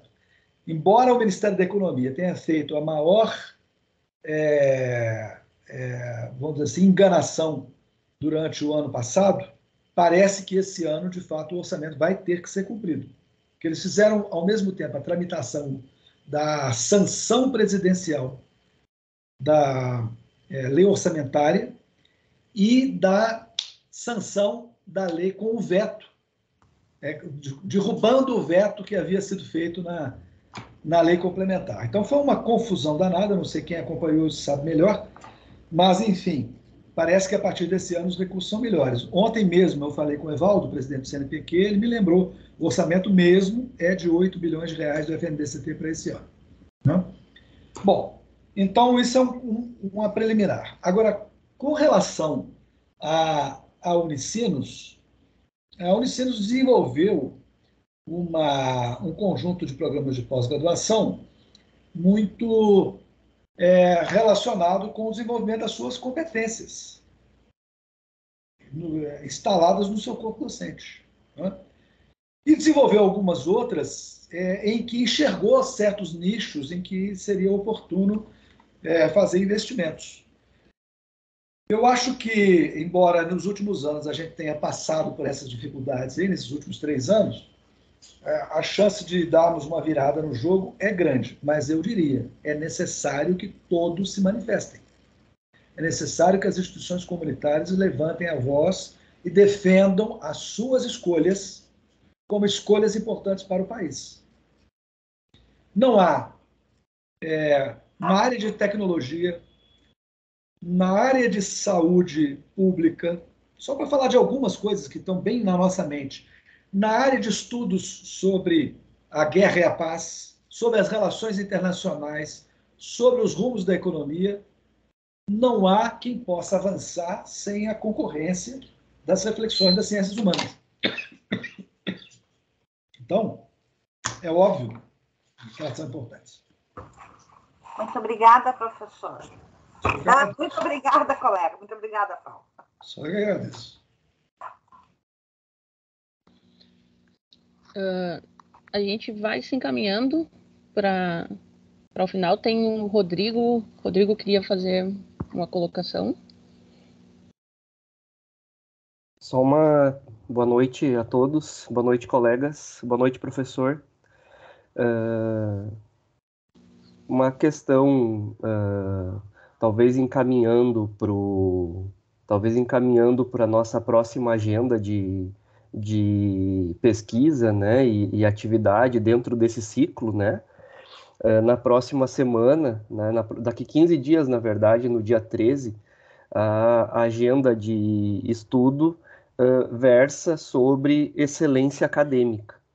Né? Então, gostaria de fazer uma questão amarrando, né, a discussão das nossas próximas 2 semanas, professor, ele ouvindo um pouquinho, né, abusando inclusive da sua boa vontade, né, estamos no limite do tempo, né, como o senhor visualiza ou quais palavras teria para dialogar conosco, né, sobre as relações ou conexões possíveis entre formação de excelência ou excelência acadêmica e o enfrentamento dessas questões todas que o Brasil carece. O senhor narrou ao longo dessa noite várias delas, né? Questões de sustentabilidade financeira, desigualdades, o cenário econômico e político pós-pandemia, mesmo a inserção social das universidades, né? Então, como articular essas 2 dimensões tão caras para a universidade brasileira, né? A excelência e o enfrentamento das desigualdades. Né? Então, sei que é uma questão espinhosa, não é? Mas lhe agradeço caso possa contribuir com essa discussão. Muito obrigado. Ok, Rodrigo, muito obrigado a você. Repuso aqui meu estoque de água, melhorar um pouquinho a garganta. Mas a sua questão é muito oportuna, mas eu diria que ela não é, para mim, não é espinhosa, ela é complexa, não é simples. Ela requer a adoção de pensamento complexo e de planejamento complexo. Não é uma questão que você possa dizer o seguinte, há uma fórmula para fazer isso, né? Nós vivemos um momento no país, você é da área da educação, não é isso? Isso, ok. Você conhece muito bem, você tem claros diagnósticos sobre a carência de docentes no Brasil, na educação básica. Aliás, vários de nós temos tido contato com esse problema, sabemos que esse é um problema crônico, que se agrava à medida em que a força de trabalho envelhece e, portanto, se aproxima da aposentadoria. Considerando ainda que a força de trabalho é majoritariamente feminina e que a aposentadoria especial da mulher ocorre mais cedo, então esse fenômeno é rápido, isso acontece muito depressa. Enquanto nós estamos fazendo isso aqui, eu entrei no CNE, já ouvindo essas coisas em 2004, são 18 anos. Boa parte da força de trabalho se aposentou. E nós não conseguimos avançar na formação de recursos humanos para a educação básica, nem na qualidade e nem na quantidade necessárias. Isso requer uma política em que o Brasil vai ter que financiar a formação de professores. Não vai ter só que recuperar o poder aquisitivo do salário. Isso é uma parte. Mas vai ter também que financiar integralmente, na minha opinião, a formação de professores. Vejam um exemplo, então, em que a gente tem que reunir as duas coisas. Nós vamos ter que fazer boa formação, mas nós vamos ter que pagar por isso. O Brasil precisa pagar por isso. Pagar as instituições que mantêm seus cursos de licenciatura, para que elas ofereçam esses cursos para os nossos estudantes. E, eventualmente, criar programas de qualificação adicionais. A Unimed fechou o curso de Física? Fechou? Então, reabra por 5 anos, porque nós vamos precisar de formar um conjunto de professores aqui, porque só as públicas não dão conta de formar. Na verdade, as públicas nem são tão capilares, né? Esse é outro problema importante. As comunitárias são muito capilares, muito próximas dos pontos importantes para oferecer formação de recursos humanos. Bom, então você me pergunta sobre excelência acadêmica. Bom, excelência acadêmica, dependendo de quem faz uso da palavra, é igual qualidade. Ninguém define. Qualidade em educação, Rodrigo, costuma ser a visão de mundo individual sobre o fenômeno educacional.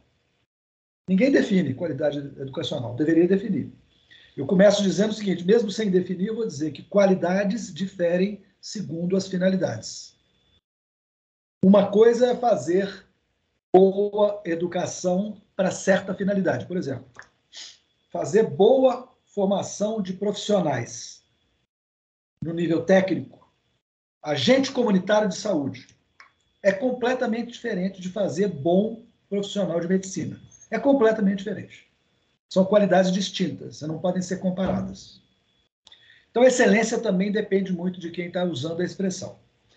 Se eu estiver olhando para a pós-graduação, para a pesquisa científica, excelência precisa ser aferida por algum grau de comparação ou com o estado da arte desta área ou com o atendimento de uma demanda da sociedade ou do setor público, do poder público, de alta relevância, que possivelmente vai gerar também impactos de natureza acadêmica, de equivalência, de natureza equivalente. Então, é difícil falar de excelência sem parametrizar o que seja excelência.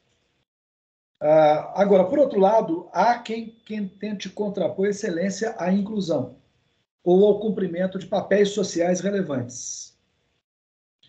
Não entendo que sejam coisas distintas, muito pelo contrário. Eu vou te dizer o seguinte, só para você ter uma ideia. Não vamos falar do nível da excelência, vamos falar do nível da formação de pessoal nos cursos superiores que tem ProUni, ou que tem cotas nas universidades públicas. Quando esses programas foram implantados, muita gente torceu o nariz e disse que a qualidade pioraria. E muitos estudos demonstram que ou o padrão de desempenho dos estudantes ProUni e cotas é igual ou melhor do que os estudantes que não são oriundos desses programas. Então, veja que não há uma contraposição entre qualidade e inclusão. É possível fazer programas com qualidade e com inclusão. Naturalmente, precisa questionar o que é qualidade. Volto a dizer. Né? Então, afirmativamente para você, eu diria, nós vamos fazer pós-graduação de alto nível e vamos ter programas com relevância comparativa com os melhores programas nacionais e até com os internacionais. Esse é o objetivo, fazer programinha que seja mais do mesmo no Brasil. Já passamos dessa fase. Já não está mais na hora de abrir programas para ter um mestrado que fique eternamente com notas limítrofes. Já está na hora em que é preciso que a gente dê contribuições que sejam significativas. É possível fazer isso alimentando com estudantes que vêm de segmentos sociais menos privilegiados? É sim. Nós já provamos que podemos mudar a história deles com a graduação, com os programas de graduação. É possível sim. Então, existe um histórico que nos permite transitar por esse terreno sem encontrar tantos pedregulhos e tantos espinhos assim. Essa é a minha opinião. Obrigado. Muito obrigada, Paulo. Obrigado pelas tuas contribuições. A gente já está no nosso tempo. Muito obrigado a todos que participaram. Obrigada, Luiz, pela organização, junto com o pessoal do NIAF, na pessoa da Viviane. A gente queria, de novo, reforçar aqui, Paulo, o quão bem-vindo tu és aqui na universidade. Embora eu não esteja na universidade, tá? Nesse momento. Mas a gente está sempre com as portas abertas aqui para te receber. E a gente fica realmente muito feliz com as contribuições e de sempre poder trocar uma ideia contigo. E dessa forma, então, a gente se encaminhando para o final. Muito obrigado pela participação de todos. E lembre-se, né, que esse foi o primeiro bate-papo de um ciclo de 4. Então, o Luiz colocou ali no chat, no próximo. Então, a gente espera poder contar com a presença de todos. Obrigado a todos e uma boa noite. Tchau, obrigado. Um abraço a todos. Boa noite. Obrigado aí, Baroni. Obrigada, Paulo Baroni. É um prazer. Até uma próxima. Obrigado, prazer é meu. Bom, valeu. Obrigada, Roden, Viviane. Valeu, Maura. Valeu, Paula. Beijão, queridos. Tchau. Tchau. Professor Paulo, professora Tatiane, professor Roden, boa noite. Obrigado. Boa noite. Boa noite, gente. Obrigado aí, Tatiana. Valeu. Valeu.